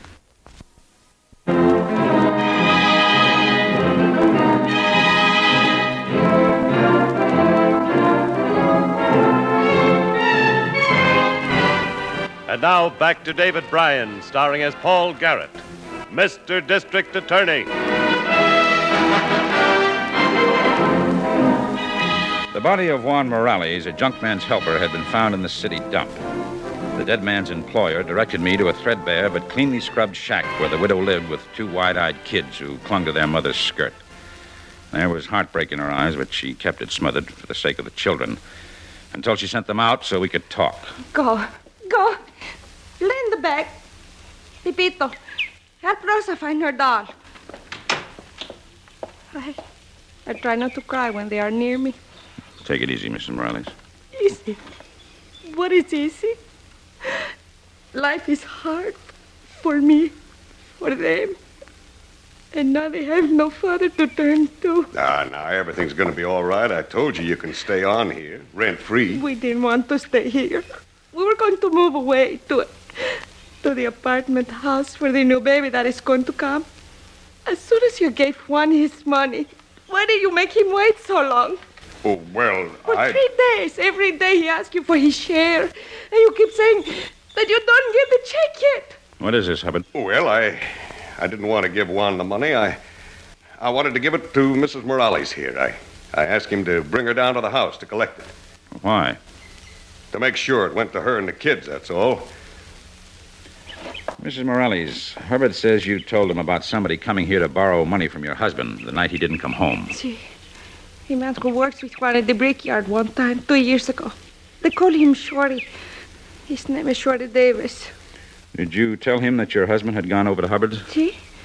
Then he said he would not wait anymore. He would walk across the dump and try to meet Juan. And then he went away. Where does Shorty live? I don't know. The shacks up that way. I'll have my men check them all. They'll get him. I'll see that somebody comes to give you some help, Mrs. Morales. Goodbye for now. Goodbye. Come on, Hubbard. I'll drive you home.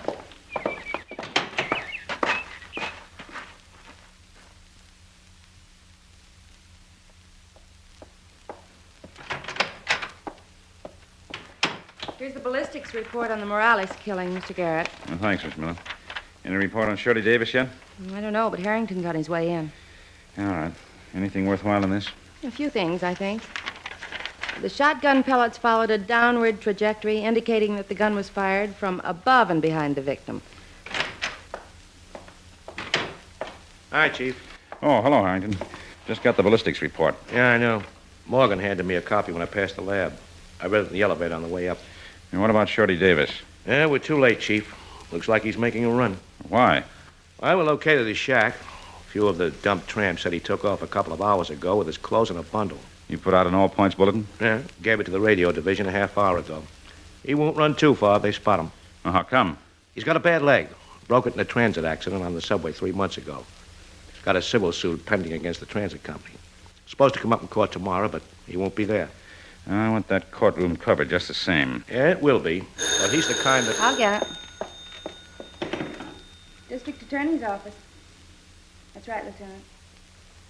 Good, I'll tell him. He'll probably be over right away. Lieutenant Levis from the 9th Precinct. One of his prowl cars just picked up Shorty Davis. They're holding him. Good. Come on, Harrington. Let's go. Leave us say where they picked him up? Yes, sir, the railroad yards. He was trying to get into an empty boxcar on a southbound freight. Not that he had to take a freight train. What do you mean by that? Levis says he had a couple $100 in his pocket. Come on.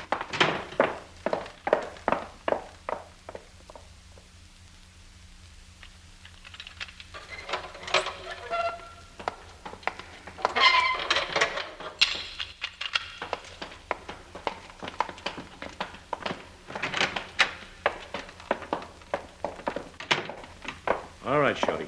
Just sit down right there, across the table. Yeah. Hey, look, won't somebody tell me why them cops picked me up? I ain't done nothing. If you haven't, you've got nothing to worry about.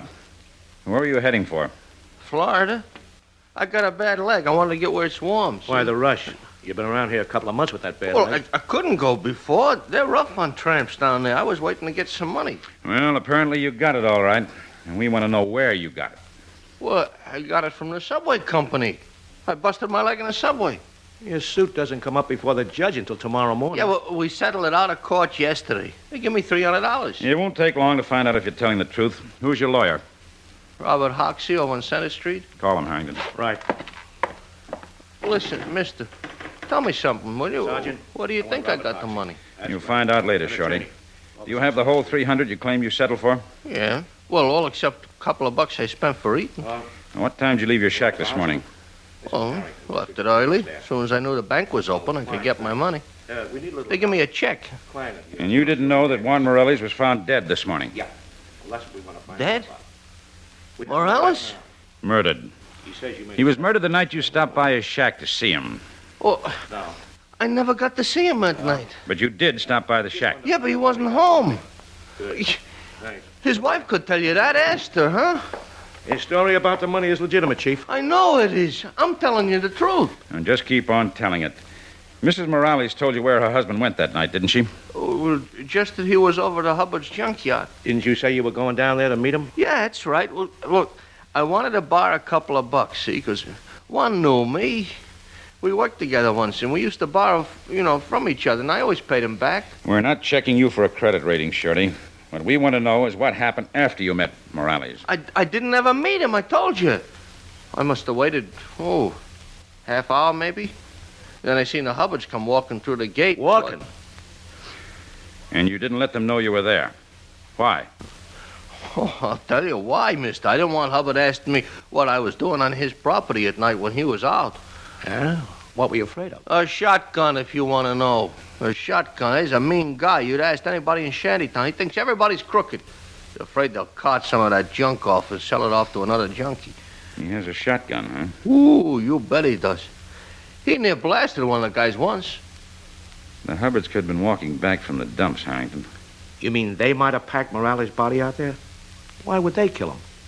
Hubbard's been stalling Morales on some money he owed him. And his excuse was full of holes. Now I'm going to call Miss Miller. Shorty can repeat when he told us and sign it.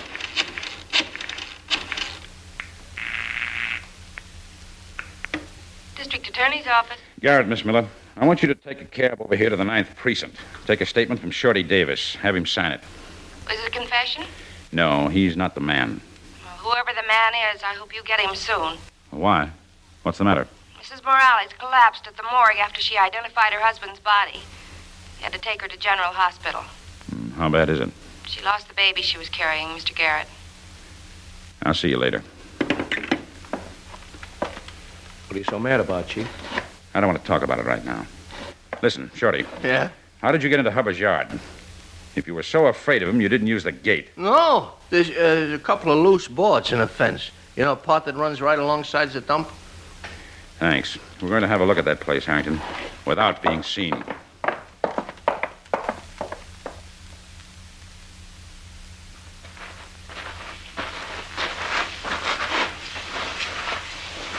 What's she watering with that hose, Chief?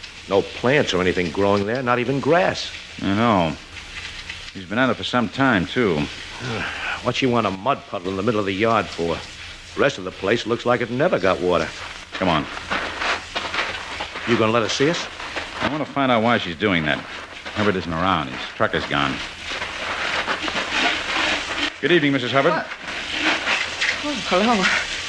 You frightened me. Excuse me while I turn this off. I'll get it. The ground seems kind of dry. It's wet enough now. At least this one spot is. Wet enough to cover any blood stains that might have seeped into the ground. Well, don't understand what you mean. Don't you? Let's have a good look around here, Harrington. What are you looking for? Maybe I can help you. If we find what we want, we won't need your help. If there was anything, Chief, it's washed away for good. Mud's an inch thick all the way over to that old car cushion on the ground. It's a car cushion. Look at it, Harrington. I don't see. Hey, it's riddled with small holes. The same kind of holes that shotgun pellets might make. The full charge didn't hit Morales. Some of it went past him. Nick didn't kill Morales. He didn't. He committed 2 murders if the truth is known, Mrs. Hubbard, because Mrs. Morales just lost the new baby she was expecting. Oh, no. Where's the shotgun? In the house, I'll show you. He started water in there after you brought him back from Morales' shack. And he told me to do it. Just keep wetting it down good till it was all soaked.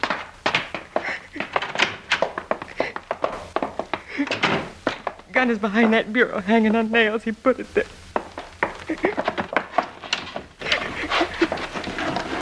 Yeah, 12 gauge, all right, Chief.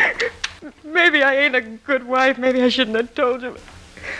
But I feel better about it now. Some night, Maybe I'll sleep again if I live to be old enough. Where's your husband now, Mrs. Hubbard? I don't know. He just walked out this afternoon whistling. Whistling like he owned the world. Chief, there's a car just turned into that gate. That don't sound like Nick's truck. It isn't a truck, Mrs. Hubbard. It's a car. A brand new car. Get away from the window, Harrington. Men! Hey, men! Come out and give your eyes a treat. Don't answer him. Men!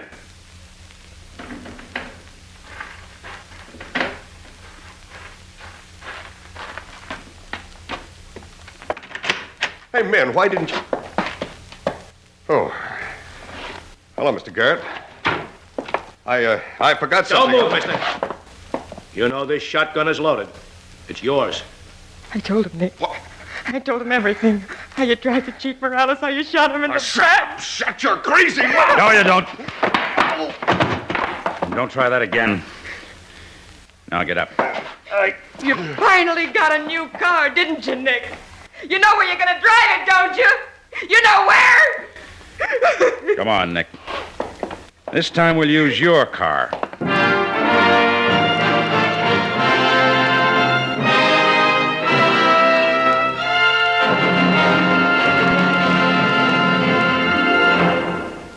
This is David Bryan again. I hope you've enjoyed this case from the file of Mr. District Attorney. I'll be back in just a moment after this message from our sponsor.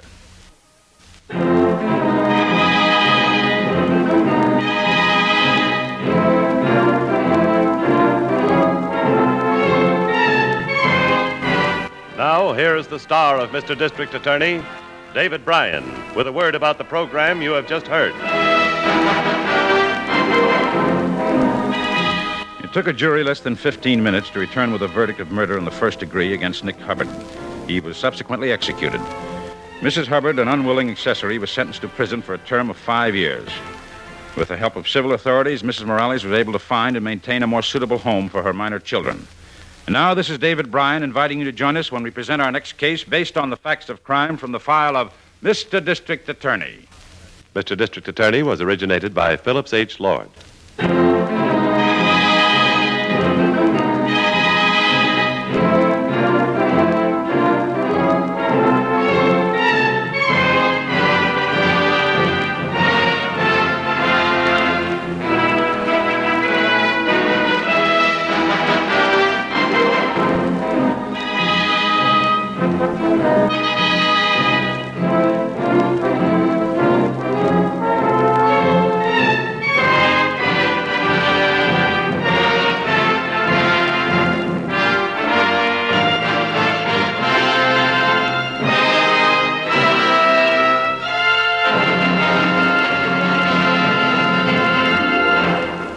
The show was originally created, written, and directed by former law student Ed Byron, and it was helped to be developed by Phillips H. Lord, the creator of Gangbusters, helped develop the concept, coined the title. It was produced by Samuel Bischoff.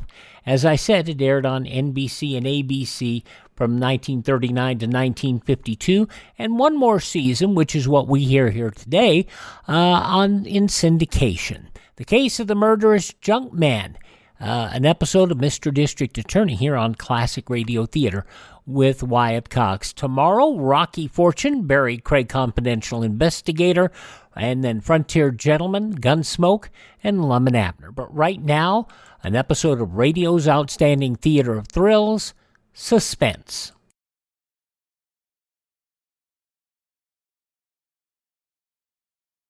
There's a price tag on almost everything. Whether you drive a shiny new 1952 model or a pre-war jalopy, you had to pay the price. And when you're driving that car, remember that speed also has its price. The price tag on speed violations last year was 15,000 killed and 500,000 injured. This year, thousands of lives can be saved if you and millions of other motorists come to the sober realization that speed is the biggest killer on the highways and resolve to slow down before you or someone else pays the price that must be paid for it. You can do your part by keeping within speed limits. At all times, drive as though your life depends on it. It does. It's said that once you get into the gangs, you never get out. That's the premise of this episode of Suspense from 69 years ago, March 8th, 1955. taking place in the mountains in the wintertime when the roads are not worth driving. This episode stars Tom McKee, and it's entitled Nobody Ever Quits. And it's a tale well calculated to keep you in suspense. And now, tonight's presentation of radio's outstanding theater of thrills, Suspense.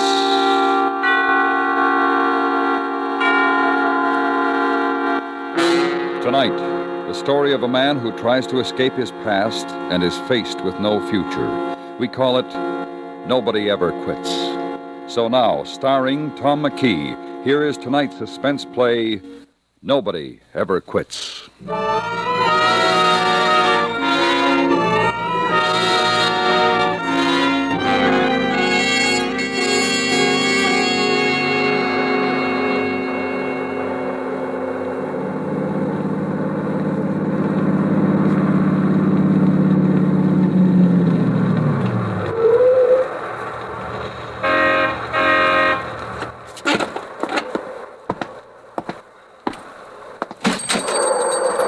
Come right up.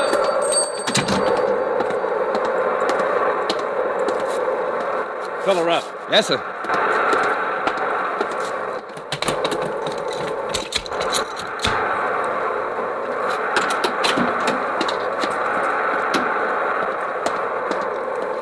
Oh, you better check the oil and water, too.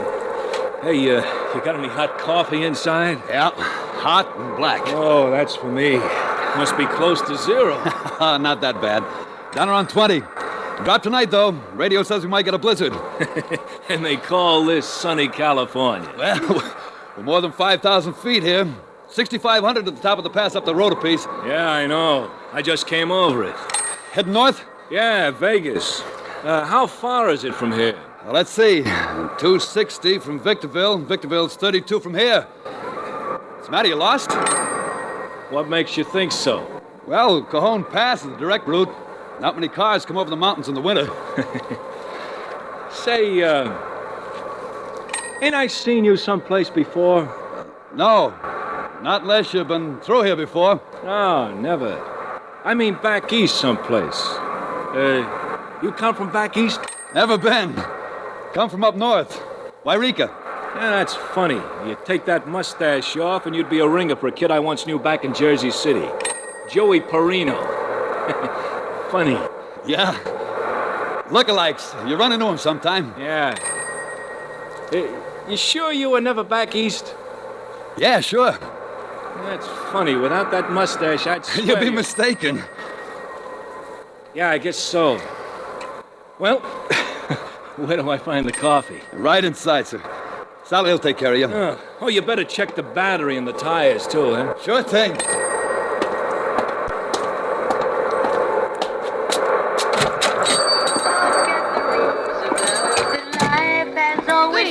Oh, I'll have a cup of black coffee, Yes, please. sir.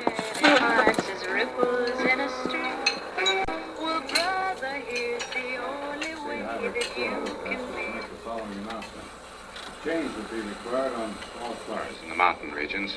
Tonight's storm is expected to bring at least 6 inches of snow down to about the 3,000-foot level.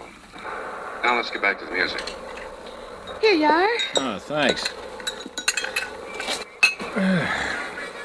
This coffee feels good. It sounds like you might be snowed in. Oh, won't be the first time. That might be dangerous considering... Oh, no. I'm not expecting until April. We never get any snow that late. Not even when the weather's unusual, like they say out here? Well, it's never that unusual. You better get Walt to put your chains on. Oh, I haven't got any. Well, then watch your step going down the hill, particularly Mooshoe Curve. It's bad in the snow like this. Oh, thanks. I'll remember that. Is, he your husband? Who? The fella gassing me up, this, Walt. Yeah? You two all alone up here? Oh, there's my dad. He'd better get a move on or he won't get up that mountain tonight. Oh, where is he? Went down to Victorville this afternoon for supplies. Seems to me you're asking a lot of questions. Yeah, maybe I am. I'm sorry. Just that traveling alone like I am, you get lonely.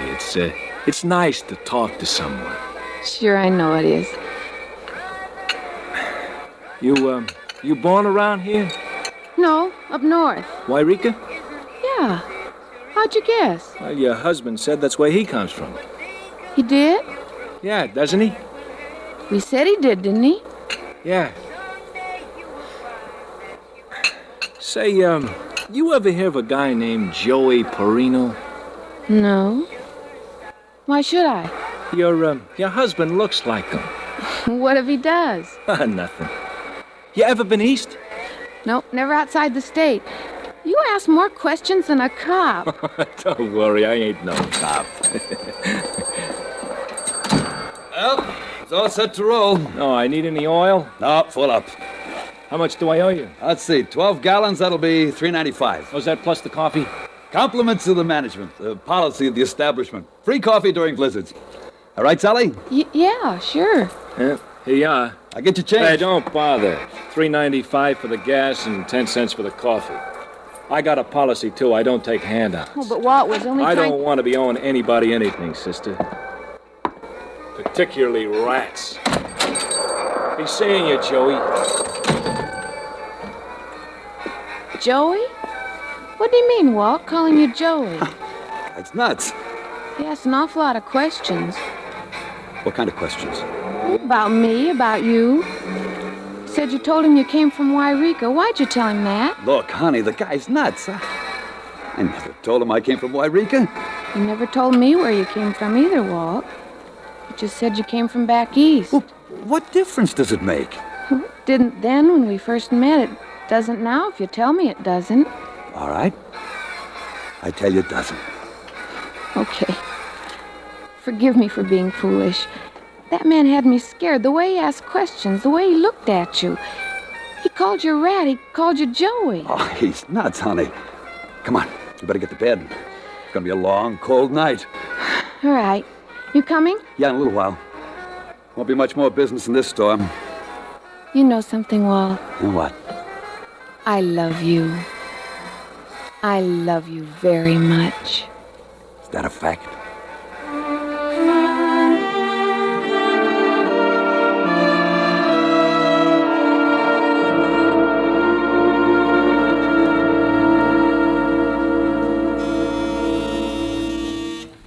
Las Vegas Inn, good evening. This is Victorville, California. I have a person-to-person call from Mr. Pirelli. Hold the line, please. I'll try to locate Mr. Pirelli.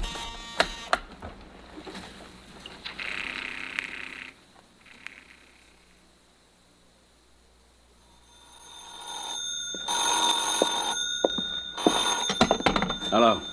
Mr. Pirelli? Yeah? I have a long-distance call for you from Victorville, California. Who's calling? Just a moment, please. Who's calling, Mr. Pirelli? Mr. Battaglia. Okay, operator, put him on. Go ahead, sir. Hello, Pete? Yeah, Bat, what are you doing in Victorville? You're supposed to be here by dinner time. Yeah, I know, but I sort of got lost in the mountains. Yeah, figures. I know you get lost in Jersey City. Yeah. But wait till you hear what I found. A gold mine, I suppose. No. Joey Perino. You're kidding. Where? In a gas station back in the hills. You sure it's Joey? Well, sure I'm sure. He's got a mustache, and he's got a wife, and he calls himself Walt something or other, but it's Joey, all right. Did he recognize you? Well, sure he did, but he didn't let on. I thought I'd better tell you. Hey, wait a minute. If he recognized you, he'll take it on a lamb. Oh, not a chance, Pete. He's up there all alone with his wife. She's in a family way, and it's blowing up a blizzard. He wouldn't risk getting her out in this kind of weather. Hey, where are you? In a joint called, White Spot. All right, now you sit tight. I'll be there in a couple hours. Well, how you gonna do that? I'm gonna charter a plane. But, boss, I'll be glad to handle him for you. Hey, I'm sure you would, Bat, but this one I want to take care of myself, in my own way, if you get what I mean. I get what you mean. I'll wait for you here, huh? What's the name of this place where he's at? Walt Summit Service. Why? I thought I might give him a ring before I leave. Tip him off? No, I'm gonna offer him another chance. Are you kidding? What do you think?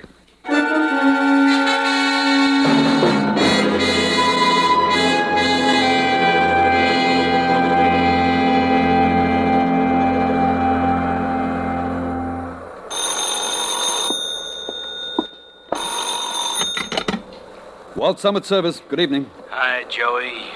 You must have the wrong number. This is Walt Summit Service. No, Joey, I got the right number. This is Big Pete, remember me? Bat just told me he was by your joint a little while ago. There's some mistake. I don't know what you're talking about. This is Walt Summit Service. Okay, Joey, if you want it that way, it's Walt Summit Service and you're Walt. But back in Jersey City, you're still Joey Perino to all the boys. And Joey, the boys miss you. All of them. But me in particular. I miss you so much, Joey, I feel I just gotta talk to you. I'm sorry. You have the wrong number. Walt? Yeah, honey? Who was that? Hey, you're supposed to be asleep. I was just dozing off and the phone woke me up. Who was it, Walt? Somebody had a wrong number. Well, it took you long enough to tell him. Guy was drunk or something. Oh? Look, you go back to sleep, honey. Aren't you coming? Nah, I don't feel very sleepy. I'll sit up a while and wait for your dad. Oh, I don't think he'll try to come up the mountain tonight in this storm and all. I'll sit up a while anyway. Keep the coffee hot in case he does. All right, honey. But don't make it too late. I get lonely in here without you. I know, darling. Look, you go to sleep now.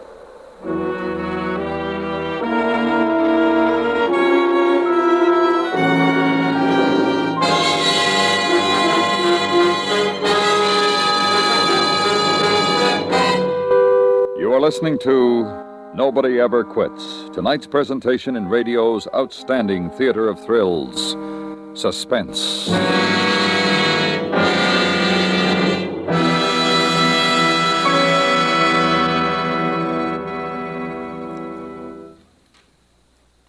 Put spring cleaning on the list early this year.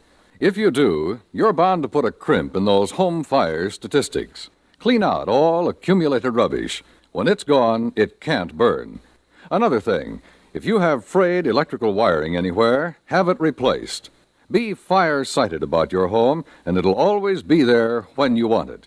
Prevent home fires. It's cheaper and safer than putting them out.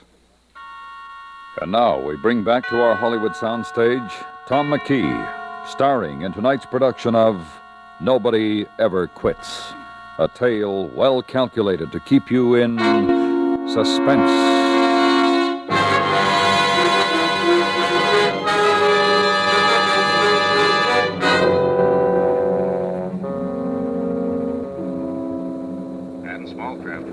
Flying from Point Conception to Point Doom. The Weather Bureau predicts that close on the heels of the present storm is another, developing off the coast of Northern California. This is an undisguised blessing for the farmer in the San Joaquin County, the goers in Orange County.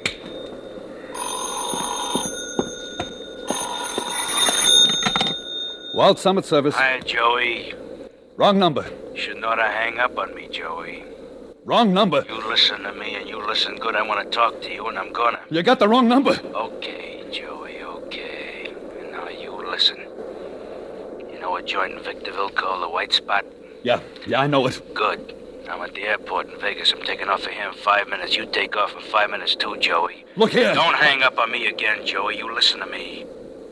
It'll take you about the same time to get down off the mountain as it'll take me to fly to Victorville. You meet me in the White Spot. Now, that's an order. I don't take orders from you anymore. You'll take this one or I'll come up there and shove it down your throat. Listen.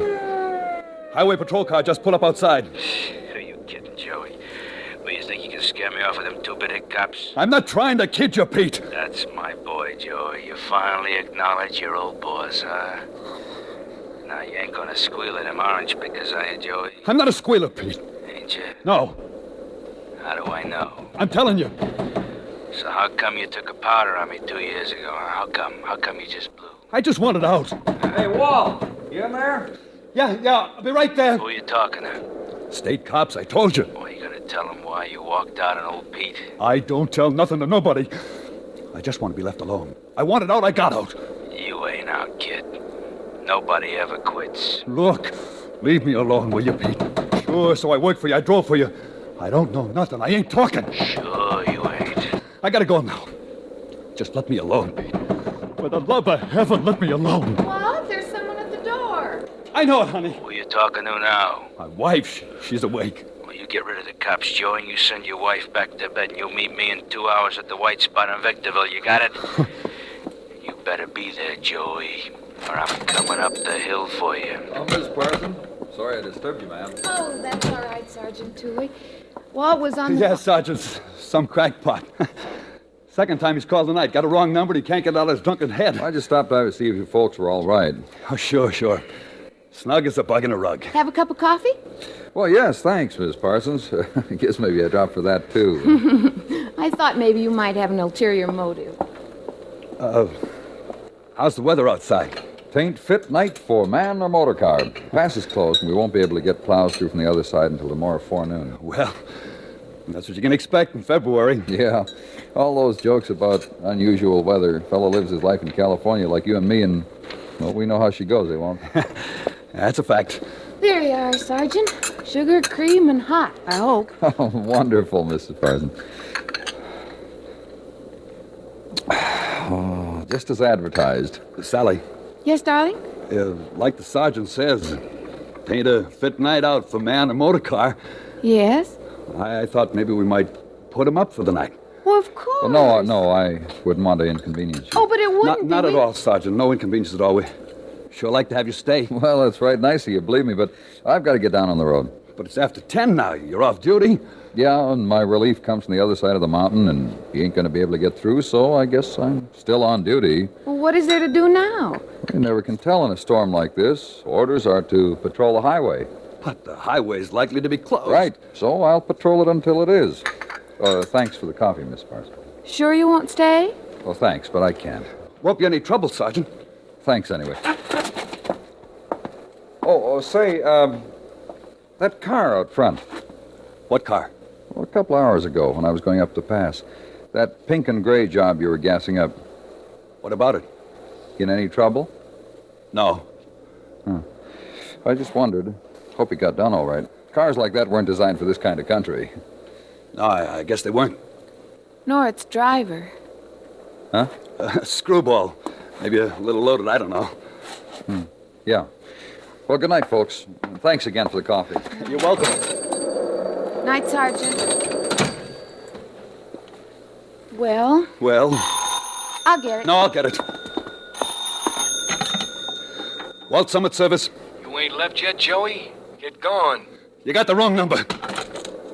Again? Again.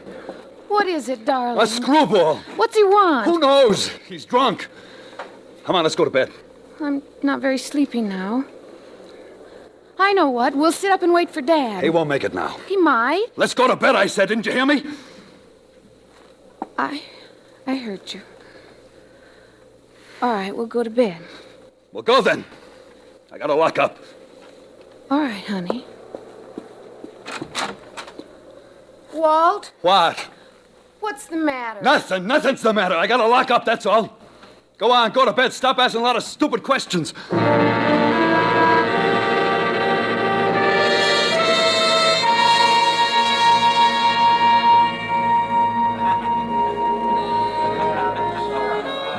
That'll be 20 cents for 3 minutes.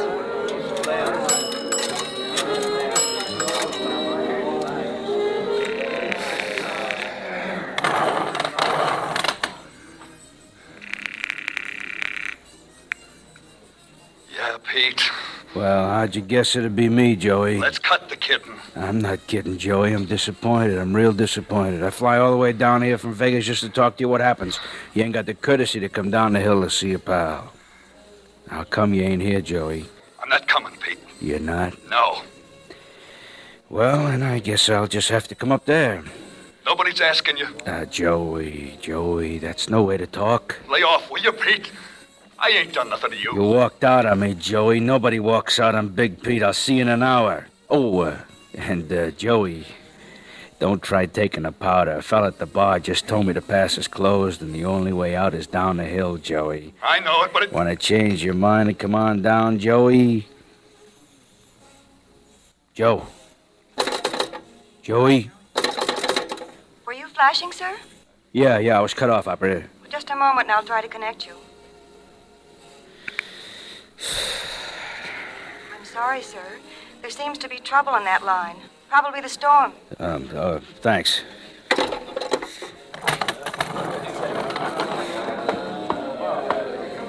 He ain't coming? Don't worry, it couldn't be better. Line just went out in the storm. And the pass is blocked. Oh, what a sweet setup. Yeah, ain't it? All right, come on, let's go. A pleasure.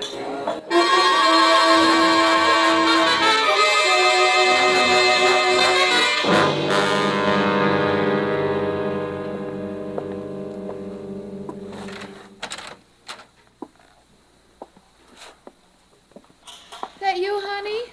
Yeah, Come to bed. I can't sleep. Why not? I'm worried. About what? Where are you going? What are you putting on your coat for? I gotta go down the hill. What's the matter, Walt? I'm worried about your dad, honey. I'm going to look for him. Now, you know he's probably staying down at the Rances. If you're worried, telephone him. No, I tried. Line's out. I gotta go look for him. But, Walt, you can't leave me here alone. I gotta, honey. I gotta. Oh, Walt, I'm afraid. There's nothing to be scared of. You'll be safe here. Your gun. Why are you taking your gun? I feel better with a gun. Looking for Dad? Walt, you're keeping something from me. Who's been telephoning all night? Has it got something to do with that man who was here this evening? Tell me, Walt, you've got to tell me. There's nothing to tell.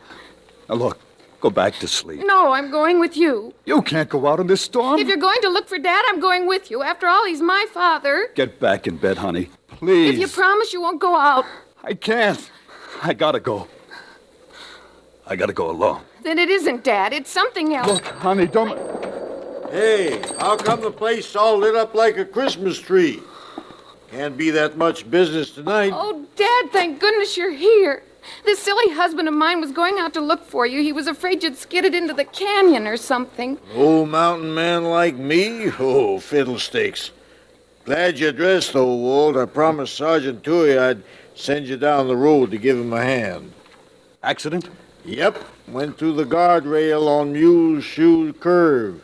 Darn fool was driving without chains. One of these fancy new two-tone jobs. Dad, was it a pink and gray hardtop convertible? Well, Toohey didn't specify, but he recognized the driver.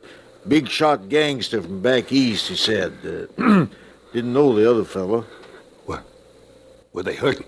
Hurt? They're both as dead as last week's hamburgers. Oh, okay, I'll get going. Honey, will you put the gun back in the drawer? I'll be back in a little while. All right, honey. Dad. Well, see she gets to bed, will you? She hasn't had much sleep tonight. Don't worry. I'll sleep now. Good. You know something? What? I love you. I love you very much.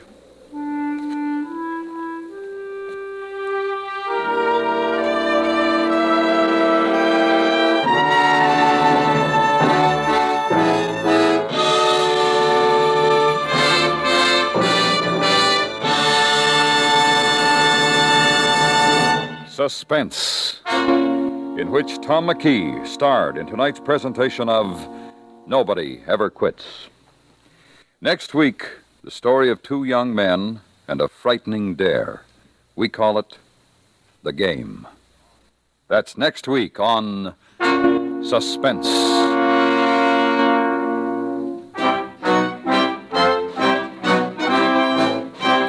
Suspense is produced and directed by Anthony Ellis.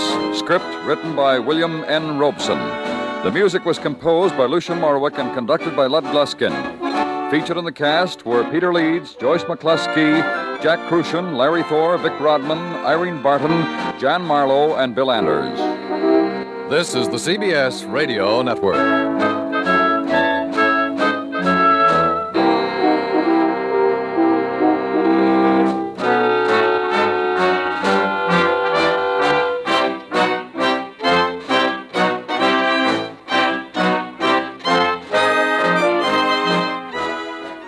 As was common practice in the later years of Suspense, the show would be produced 3 more times on September 15th, 1957, January 11th, 1959, and November 20th, 1960.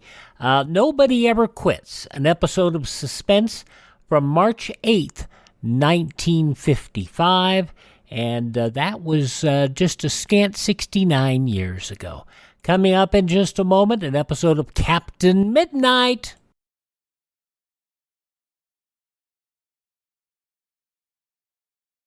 Our religious institutions are strongholds of the American way of life.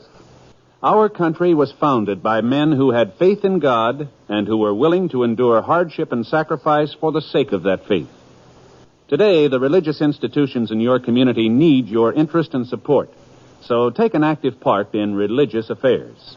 Your pastor, rabbi, or priest will give you invaluable family counsel and aid if you are a newcomer to the community.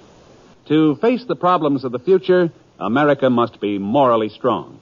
And that moral strength comes through worship and faith. Go to church this week and take someone with you. A reminder tomorrow, Rocky Fortune, Barry Craig Confidential Investigator, Frontier Gentleman, Gunsmoke, and Lum and Abner. But right now, an episode of Captain Midnight, pre-Ovaltine, as it was broadcast 84 years ago, syndicated March 8th, 1940.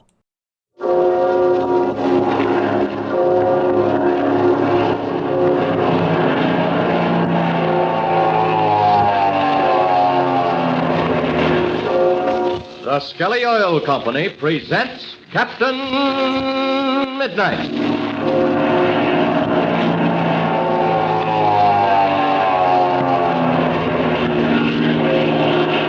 Captain Midnight, brought to you 3 times each week by the Skelly Oil Company, Skelly Jobbers and Dealers. But now, fellas and girls, I want to tell you something that's so important, I want all the friends of Captain Midnight's everywhere to know about it. So, if you see any fellas or girls who didn't hear this announcement tonight, tell them about it, will you? Tell them that this is their last chance, yes, positively their last chance, to get one of Captain Midnight's big 3-color wall maps of the airlines of America. It's positively the last time I'll be able to make this offer over the air. So, if they want one of those beautiful big 11 by 17-inch airline maps, chock full of exciting information about the greatest system of airlines in the world, they'd better hurry right over to their Skelly service station tonight, or tomorrow, or Sunday for sure. Because these airline maps, as you know, are absolutely free to members of Captain Midnight's 1940 Flight Patrol. To old members, as well as to those who are joining up right now. So you can just imagine how fast they're disappearing. Now, you no doubt have yours already, of course. But suppose you didn't have it yet. Suppose you hadn't even heard about them. Wouldn't you want your friends to let you in on the secret and tell you just how to get one? Why, of course you would. You wouldn't want to miss out on getting one of the most thrilling free offers ever made over the air. So listen. Tell all your friends who haven't yet got their free airline map of America from their Skelly service station that this is all they have to do to get one absolutely free. Tell it to them just like this. All you have to do is stop in and show your Skelly man your Flight Patrol membership card next time you're out riding with your mother or dad. You don't need any seals or labels or box tops or anything like that. You just show your Skelly man that you're a member of the 1940 Flight Patrol, and he'll give you your Captain Midnight airline map absolutely free. But you say you aren't a member yet? Oh, well, that's easy. Just tell your Skelly man, and he'll tell you how to join up right away. He'll give you a Flight Patrol card and send in for your spinning medal of membership. And he'll give you one of those big Captain Midnight airline maps right away, without even having to wait for it. That's right. So remember now, tell all your friends about it, won't you, just like that. And of course, if by any chance you haven't got your free airline map yourself, well, all you have to do is follow those same directions. But don't put it off, will you? Get over and see your Skelly man this weekend. Or, if Mother or Dad is willing, do it tonight. And now to Captain Midnight. Captain Midnight, Steve and Patsy are up 10,000 feet in the air at midnight, the time when Ivan Shark is supposed to communicate with Captain Midnight by radio. 2 listening posts, one on the Pacific coast and one in the Middle West, are tuned in to determine the direction from which the signals from Ivan Shark's transmitter are coming. Captain Midnight has just called Ivan Shark while Patsy sits with her notebook and pencil ready to take down every word of the conversation. Steve is doing the flying while Captain Midnight gives his complete attention to the radio set. And then, out of the sparkling ether, comes a voice. The voice of Ivan Shark. Ivan Shark answering Captain Midnight. Go ahead. I have received your telegram, Ivan Shark. You say you have Chuck Ramsey and Frank Crane in your power. I demand proof of that. Go ahead. What kind of proof do you wish, Captain Midnight? Go ahead. I demand to hear Chuck Ramsey's voice. Go ahead. That is unnecessary. You know full well that Chuck Ramsey is in my hands. Go ahead.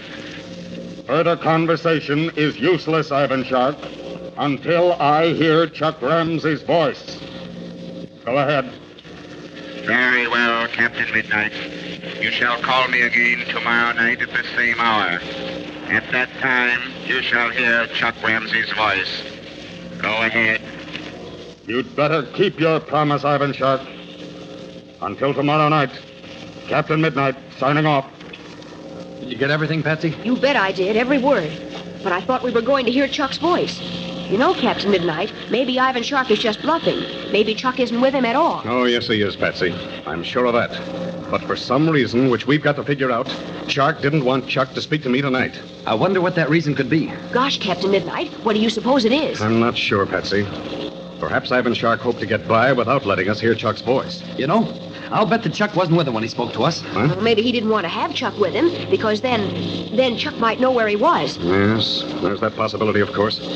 Chuck may not know exactly where he is, but he may have a pretty good idea, at least within, say, 500 miles. Now, maybe so, but he'll have to know a lot closer than that to do us any good. Right. And suppose he does know. How's he going to tell us? Well, there's the big problem. How is Chuck going to give us any kind of a message? Well, he's going to talk to us tomorrow night, or rather tonight, because it's after 12 o'clock already. Sure, Patsy, but don't forget, Ivan Shark will be right next to Chuck when he talks to us. And the instant Chuck says anything to try to give us any idea where he is, Shark will shut him off just like that. And maybe he'll do worse. You mean shoot him? Well, yes, that's what I mean. After all, Shark isn't going to take any chances. He's playing a desperate game, Patsy. There are desperate consequences if he gets caught. He's got plenty of crimes chalked up against him already, so another murder or two isn't going to stop him. What do you think, Captain Midnight? I think this, Patsy. Shark will warn Chuck against giving us any information. He will probably tell Chuck that he will shoot if he attempts anything like that. But gosh, would he actually do it? Certainly he would. But I don't think anything like that will happen. Well, why not? As Patsy has said, Chuck isn't a fool. He won't try to blurt out some information, hoping he can say enough before Shark stops him, because after all, Chuck knows we don't want to search for a dead body. If he can get any kind of a message to us, he'll do so in such a way that Shark won't suspect anything. Oh, Jiminy Crickets, Captain Midnight. That would be terribly hard to do. Why, it would be almost impossible. Yes, I know that only too well, Patsy. The only thing we can do now is to wait for Chuck's voice. However, in the meantime, we can get the reports from our listening posts. Gee, that's right. How soon do you think you ought to get them? Well, they may be down at the telegraph office as soon as we land. Well, the airport's right ahead of us now. Yes, I've gradually been circling that way. Okay, now, I'm going to throttle the engine. We'll go in for a landing.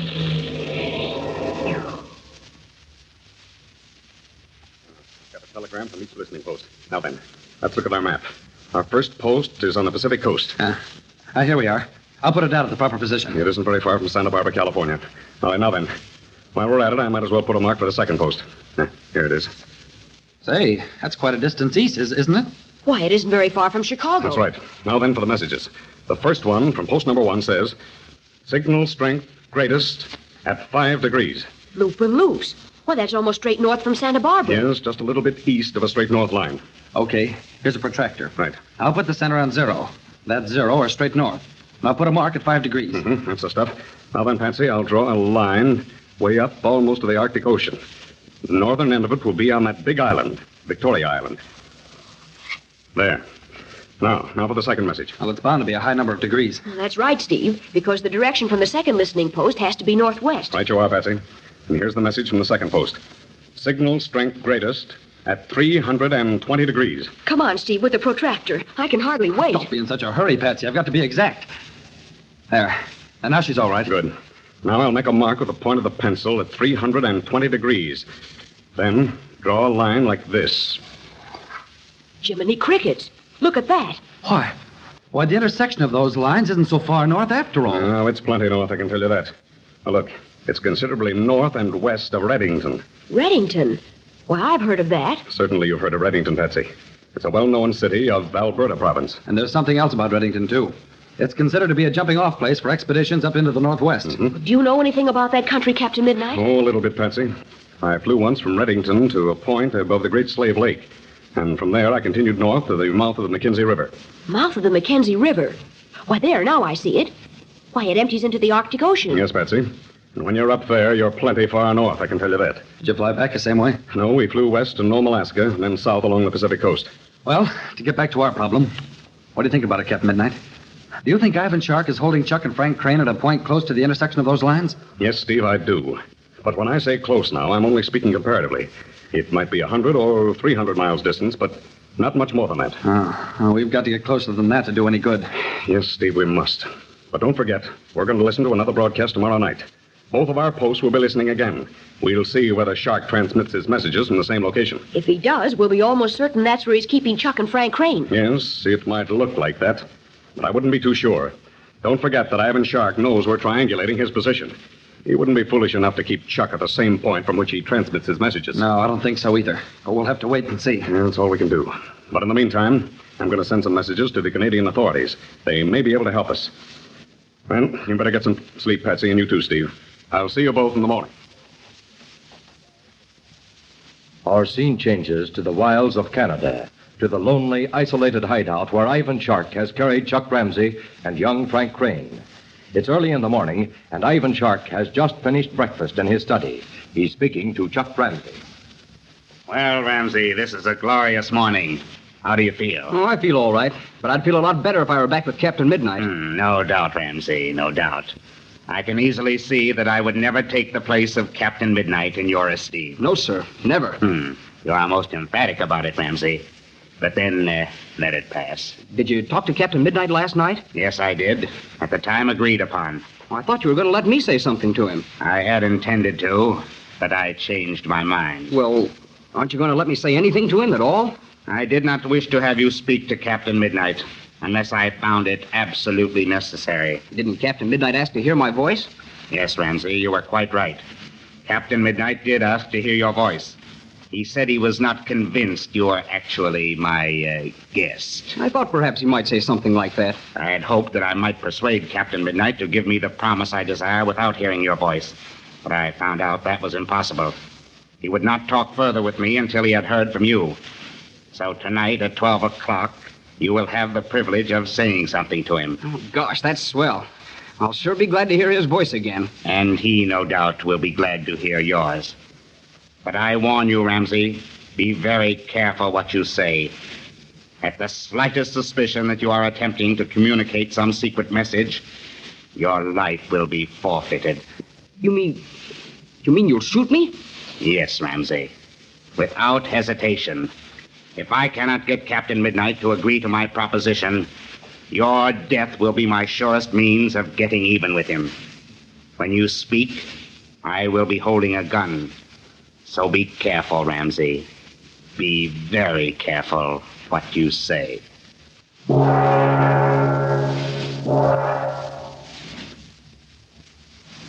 Well, at last, Chuck is going to have the opportunity for which he has been waiting.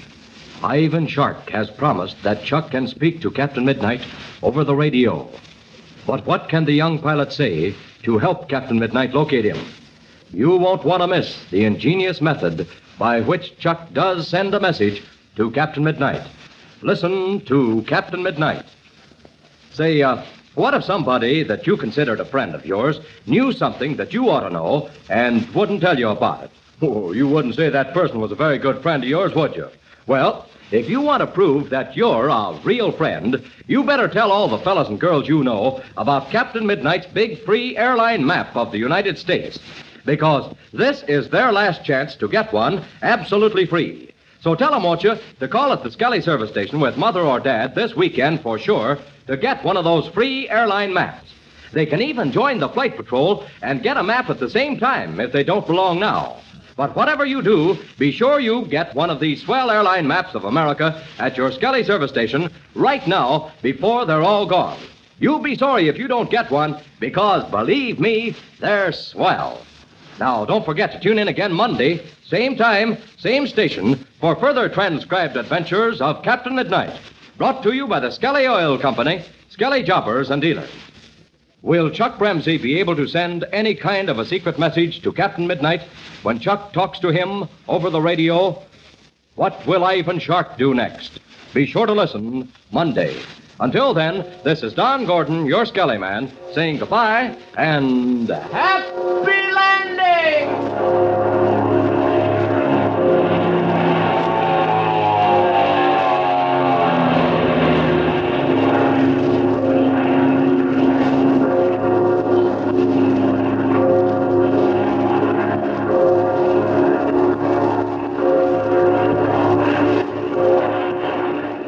From 84 years ago, syndicated out of Chicago, 84 years ago, March 8th, 1940, Captain Midnight here on Classic Radio Theater with Wyatt Cox. Tomorrow, Rocky Fortune, Barry Craig, and then Frontier Gentleman and Gunsmoke, and then Lum and Abner. Thanks for joining us on this Friday. Have a great weekend ahead, and we will talk to you on the Classic Radio Theater with Wyatt Cox podcast tomorrow.